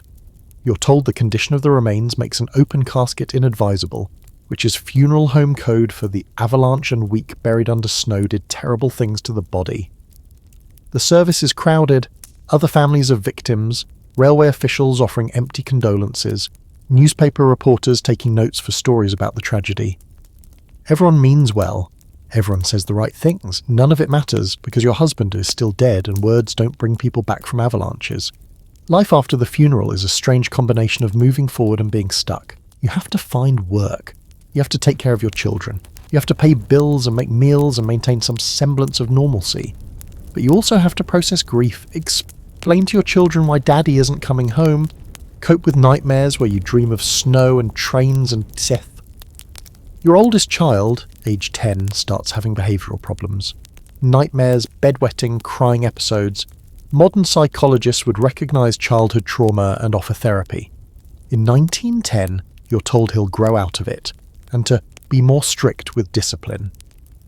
The concept of children needing mental health support after trauma doesn't really exist yet. Years pass.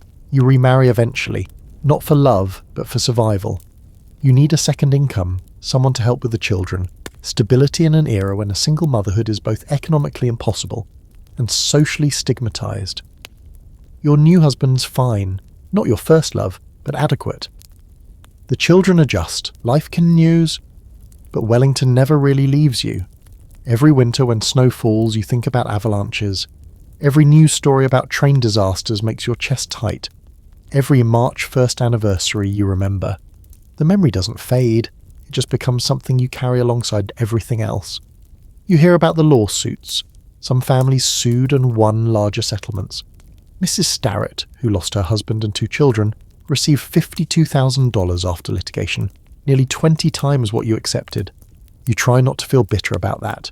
You made your choice based on your circumstances, but still, it stings knowing you could have fought for more. The Great Northern Railway changes its safety protocols after Wellington, builds snow sheds, relocates the line, implements better weather monitoring. These improvements won't help your husband, but maybe they'll prevent future widows from receiving telegrams about avalanche deaths. That's something, not comfort. Exactly. But acknowledgement that the disaster created change. Here's what nobody tells you about losing someone in a preventable disaster. The anger doesn't go away. It transforms, mellows, becomes less acute, but it never vanishes. You're always aware that your husband died because someone decided evacuating passengers was inconvenient. That profit margins mattered more than human lives. That corporate calculations valued train schedules over the 96 people who died. You live into your 70s. Your children grow up, have families of their own. You become a grandmother. Life fills with new memories, new relationships, new joys and sorrows that have nothing to do with Wellington. But on your deathbed, surrounded by family, your last clear memory is of that telegram. 30 words that ended your world. 30 words that turned you from a wife into a widow. 30 words that proved that sometimes the cost of corporate negligence is paid in human lives. The families of Wellington victims carried grief that never fully healed. They were compensated eventually, but money doesn't replace loved ones. They moved forward because they had no choice, but part of them stayed buried on that mountain alongside the 96 who died. And maybe that's the real legacy of Wellington. Not the disaster itself, but the hundreds of people, survivors, families, workers, who spent the rest of their lives living with the consequences of decisions made by men who prioritize profits over people. Sleep doesn't come easy when you're thinking about that.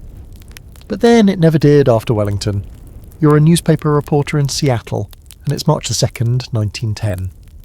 Your editor just burst into the newsroom shouting about trains and avalanches and bodies in the Cascades, and now you're racing to the telegraph office because this is the biggest story to hit the Pacific Northwest in years. 96 people dead, 2 trains swept off a mountain, the deadliest avalanche in American history, and you're going to be the one to tell the world about it.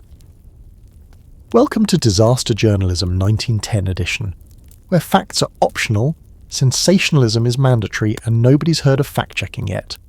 The first reports are chaos. The telegraph lines to Wellington were down during the avalanche, so initial information comes from a railway worker who walked through a blizzard to the nearest working telegraph at Scenic. His message is brief. Trains gone, many dead, send help. That's it. No details, no numbers, no names. Just 3 sentences that launched 1,000 headlines. Your newspaper, like every other newspaper in the country, immediately does what newspapers do, speculates wildly. The first headlines scream variations of hundreds feared dead in mountain disaster. The actual death toll is 96, but why let accuracy interfere with a good story? Some papers report 200 dead, others say 300. One creative soul in Chicago claims 100. The number keeps climbing because drama sells papers and truth is negotiable. Here's a historical fact about early 20th century journalism. Newspapers competed viciously for readership, and accuracy was often sacrificed for speed and sensationalism. The concept of journalistic ethics existed technically, but it was more of a suggestion than a requirement. If a story sold papers, you printed it. If it happened to be true, that was a bonus. You're dispatched to Wellington to cover the story firsthand. The journey takes 2 days because the railroad is blocked and you have to go by horse and foot through mountain passes in winter. By the time you arrive, other reporters are already there, interviewing survivors, photographing wreckage, and generally getting in the way of rescue efforts. It's a circus, a tragic, muddy, freezing circus where everyone is competing for the most dramatic angle. The survivors become instant celebrities. Everyone wants their story. You interview Anna Gray, the young woman pulled from the wreckage with a crushed leg. She's traumatized, in pain, and barely coherent, but that doesn't stop you from scribbling down everything she says. Her quote about being buried alive in darkness becomes a headline. Her description of hearing other passengers screaming becomes a pull quote. Her trauma becomes your byline. The bodies being recovered become content. Photographs of wreckage appear on front pages across America. Some newspapers print sketches of the avalanche hitting the trains because photography couldn't capture the moment, so artists just imagined it. The accuracy of these illustrations ranges from reasonably plausible to, did anyone involved in creating this image actually understand what trains look like? Here's where it gets interesting. The Great Northern Railway is terrified of this coverage. 96 deaths is bad for business. People are scared to travel by train now. Ticket sales are dropping. The company's stock price is falling.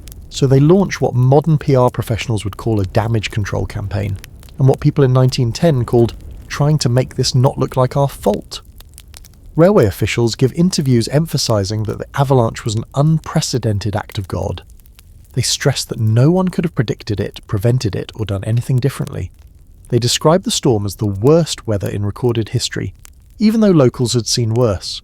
They paint their superintendent James O'Neill as a hero who did everything possible to save lives, glossing over the part where he refused to evacuate passengers. The newspapers eat this up because conflict sells. Half the papers run stories praising the railway's heroic rescue efforts. The other half run exposés about railway negligence. Some papers run both types of stories simultaneously because consistency is for cowards, and advertising revenue comes from all sides.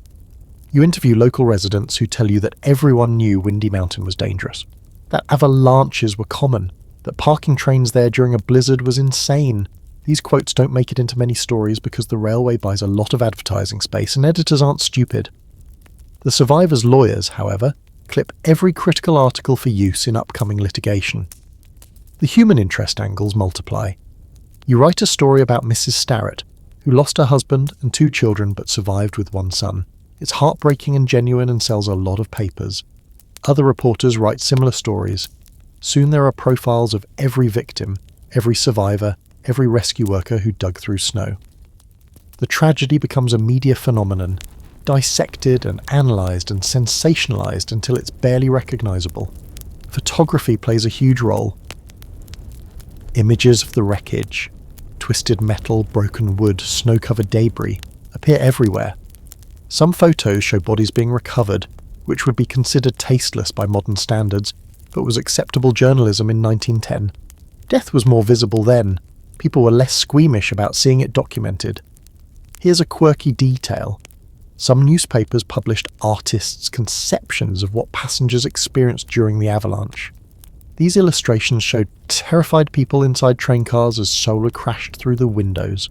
They were completely speculative. Nobody who experienced that and could describe it survived to tell the story, but they were dramatic and emotional and sold papers. Accuracy was irrelevant. Impact was everything. The story stays in the news for weeks. Every body recovered is a new article. Every survivor interview is fresh content. Every development in the railway's response is a headline.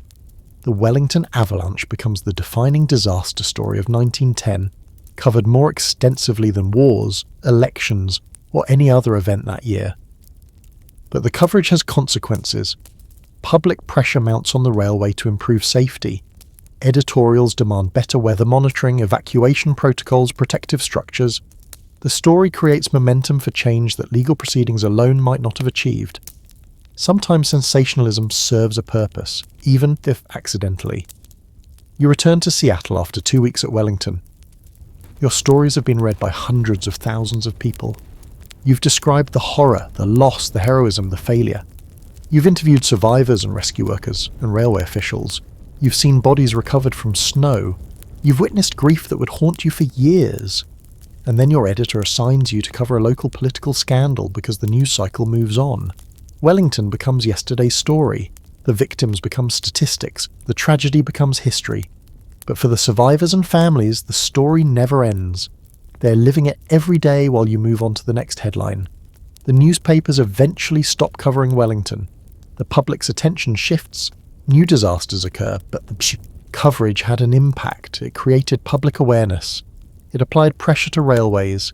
It documented what happened in a way that ensured it wouldn't be forgotten. Journalism, even sensational journalism, served a purpose. Years later, you'll look back on your Wellington coverage and wonder if you did right by the victim, if your words honoured their suffering or exploited it, if your sensational headlines helped create change or just sold papers. The answer is probably both. Journalism is messy, truth is complicated, and sometimes the story you tell is less important than the conversation it starts. You're a federal investigator sent to Wellington in March 1910, and your job is to figure out what went wrong and who's responsible. Spoiler alert, everything went wrong and everyone's responsible. But writing that in your official report won't go over well with the railroad lobby, or your bosses in Washington, D.C.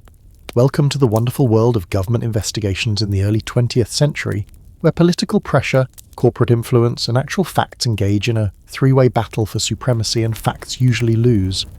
The investigation starts immediately after the disaster. Multiple agencies want a piece of it because jurisdiction in 1910 is more suggestion than law. The Interstate Commerce Commission sends investigators. The state of Washington sends investigators. The railway sends its own investigators. Everybody's investigating, which means everybody's getting in each other's way and arriving at conveniently different conclusions. Your job is to examine the physical site, interview survivors and railway employees, review company records, and determine whether the Great Northern Railway violated any safety regulations or acted negligently. This would be straightforward except for several problems. Safety regulations barely exist. Railway companies write most of the regulations that do exist, and your investigation is being conducted in the middle of a blizzard at a disaster site where people are still recovering bodies. Here's a historical fact that sets the context. In 1910, railway safety regulation was minimal. The federal government had limited authority over railway operations.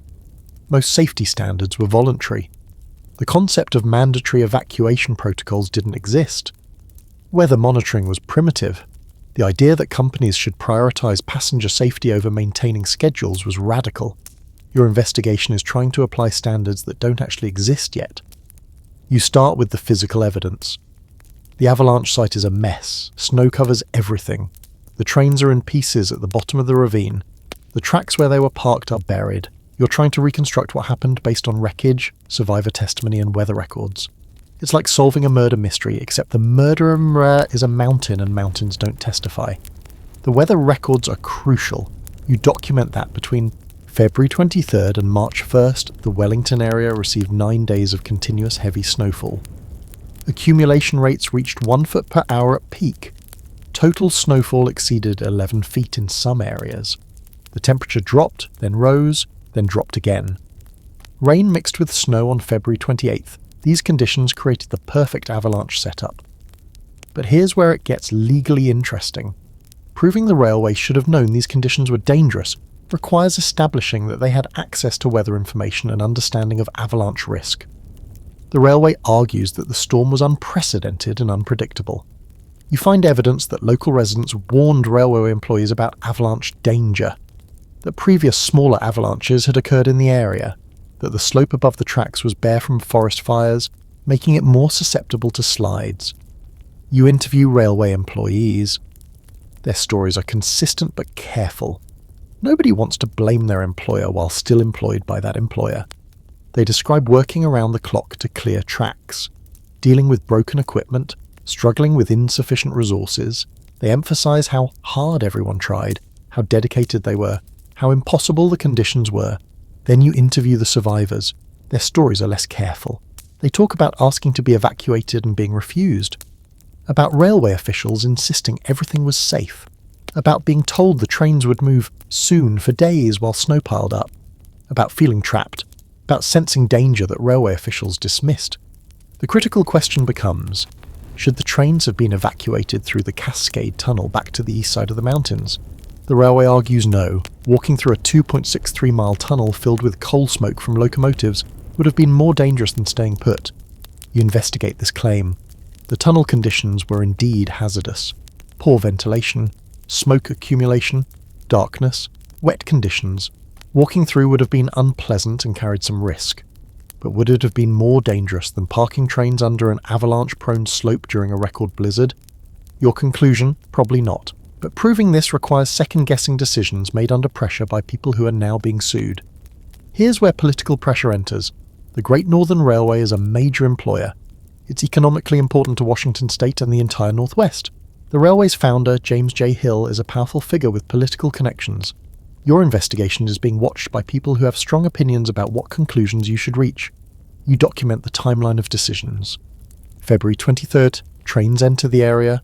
February 24th, 28th, trains remain at Wellington while crews attempt to clear tracks. Multiple opportunities existed to evacuate passengers. Each time, railway officials chose to keep people on the trains. Their reasoning was logical. Clearing the tracks seemed imminent. Evacuation was difficult. Company policy discouraged abandoning trains. But you also document that several passengers attempted to leave on their own and were discouraged or prevented from doing so. That railway officials minimized the danger even when warning signs were obvious. That priority was given to maintaining schedules and company reputation over passenger safety. The labour dispute becomes relevant. Snow shovelers walked off the job demanding better wages 3 days before the avalanche. The railway fired them rather than negotiate. This left fewer workers to clear snow at a critical time. You document this, but know it's politically sensitive because labour disputes are contentious in 1910, and your report will be read by people with strong opinions about unions. Your investigation reveals systemic problems: inadequate weather monitoring, no evacuation protocols, insufficient equipment, poorly trained staff, conflicting priorities between safety and schedules, a corporate culture that prioritised operational continuity over risk management. These are uncomfortable findings because they suggest the disaster wasn't an unavoidable act of God, but a predictable consequence of systemic failures. But here's the problem. Writing a report that says the railway's negligence killed 96 people would trigger massive legal and political consequences. The railway would fight it. Politicians would intervene. Your bosses would face pressure. So you write carefully, you document facts without making accusations, you note problems without assigning blame, you create a record that supports multiple interpretations. Your final report is a masterpiece of bureaucratic language. It acknowledges that the storm was severe. It notes that railway employees worked diligently. It observes that certain decisions might have been made differently. It recommends improved weather monitoring, better emergency protocols, enhanced safety training. It stops short of declaring anyone negligent. The railway declares victory, claiming the report confirms they did everything possible. The victims' families claim victory, saying it documents railway failures. Everyone reads the same report and reaches opposite conclusions. This is how government investigations work when powerful interests are involved. But the investigation has effects beyond the official report. It creates a documented record of what happened. It establishes facts that can't be disputed in litigation. It generates publicity that pressures the railway to make changes. It contributes to a growing awareness that railroad safety needs better regulation. Other investigations follow. The state of Washington conducts its own inquiry. Industry groups examine railway practices. Academic researchers study avalanche science. Each investigation adds to the body of knowledge about what went wrong and how to prevent future disasters. The legal proceedings use your investigation extensively. Lawyers cite your findings. Courts reference your report. The documented evidence of railway decision-making becomes crucial in establishing liability. Your careful, neutral language gets interpreted in multiple ways, but the underlying facts remain consistent. Years later, you'll look back on the Wellington investigation and realise it was never about finding simple answers. It was about creating a record, establishing facts, documenting decisions, providing a foundation for change.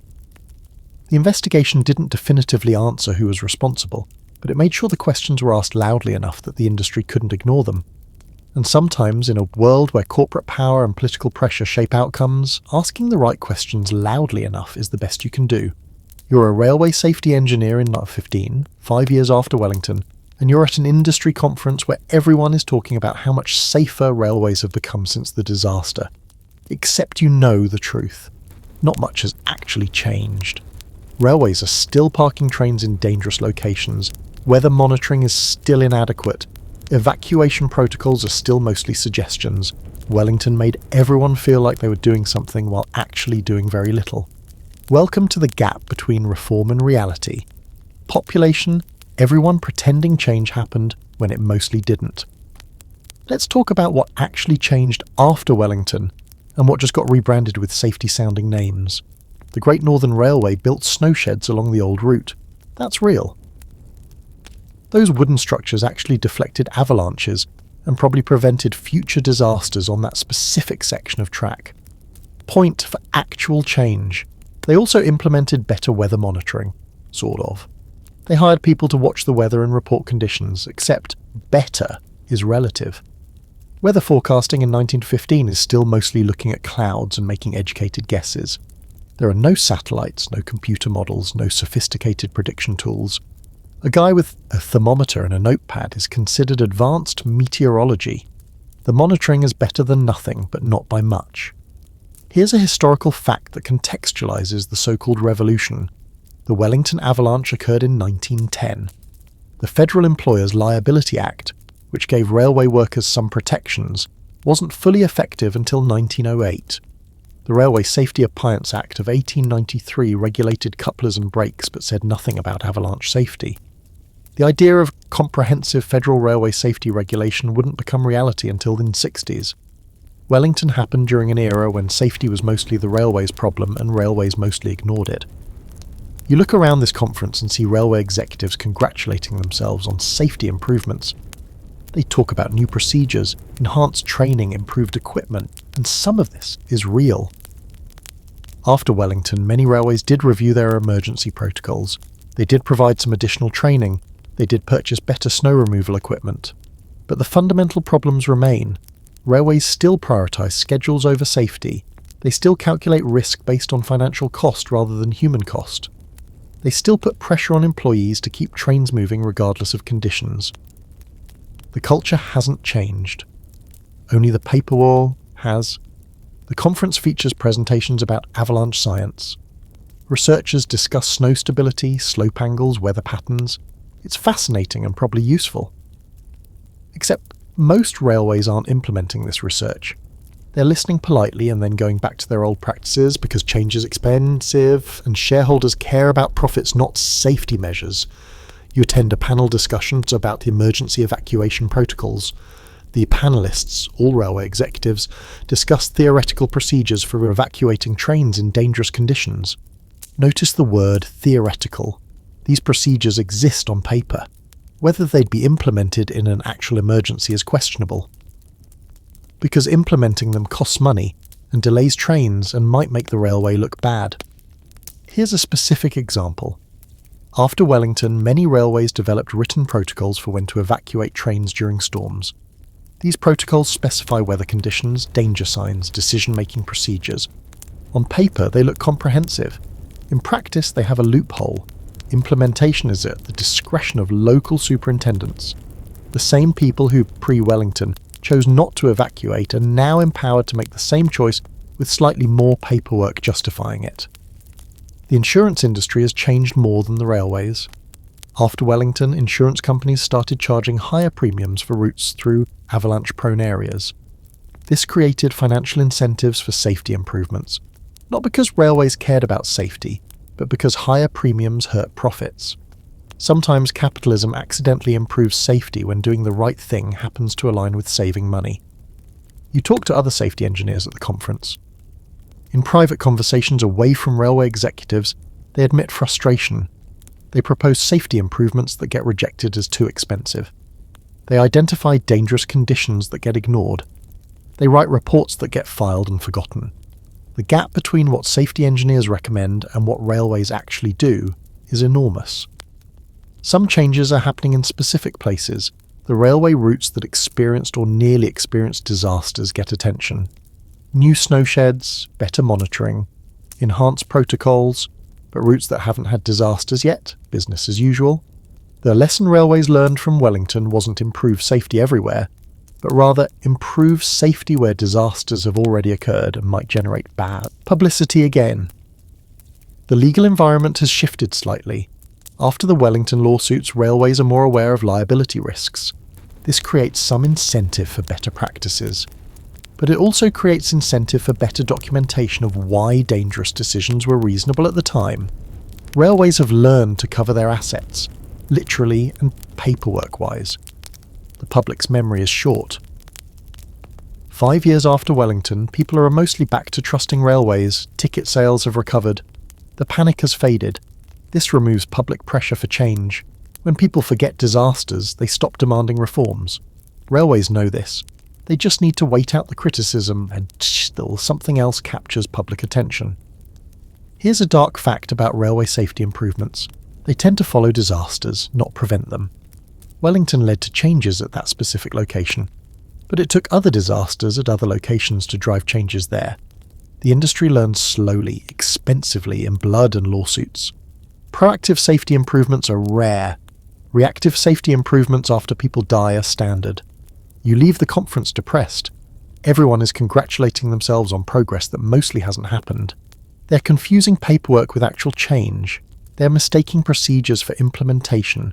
They're celebrating safety theatre while real risks remain. But here's the thing. Even inadequate change is still change. The snow sheds at Wellington saved lives. The improved weather monitoring, however primitive, helped some. The emergency protocols, even if not always followed, established standards that could be referenced. The gap between ideal safety and actual safety remained huge, but it was slightly smaller than before.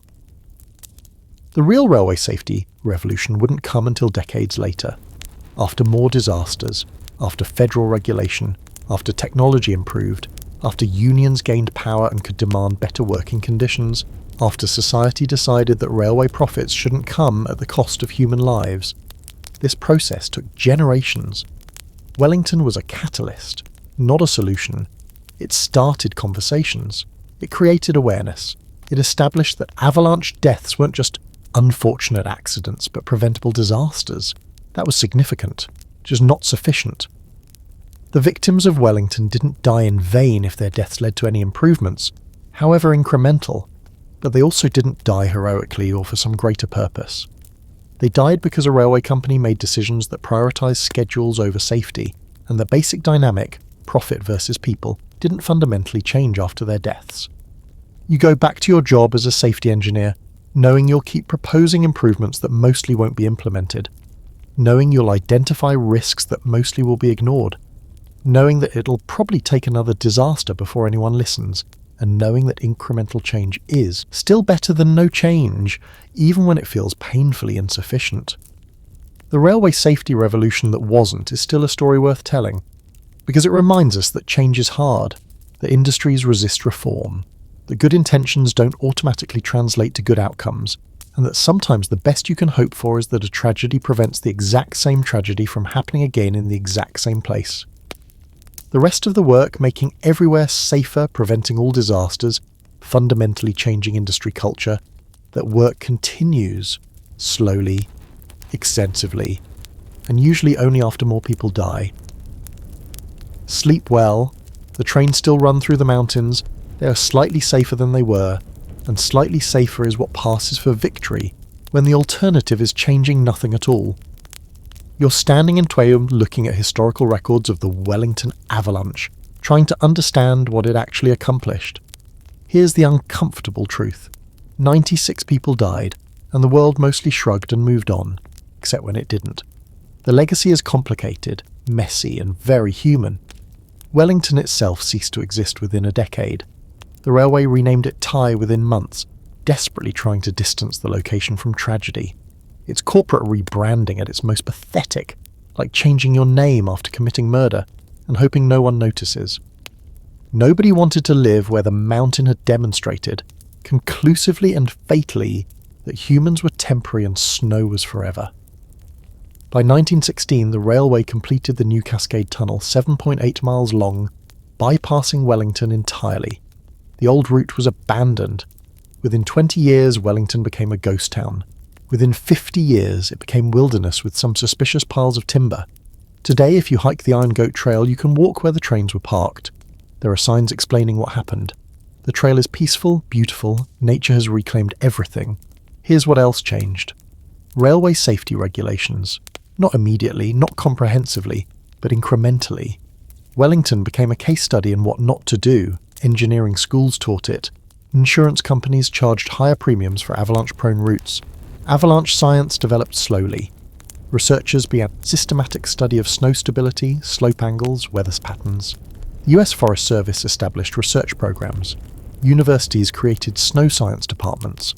Modern avalanche forecasting exists partly because Wellington proved prediction was necessary. Weather stations monitor snowfall, temperature, wind. Forecasters issue warnings. Highway departments close roads.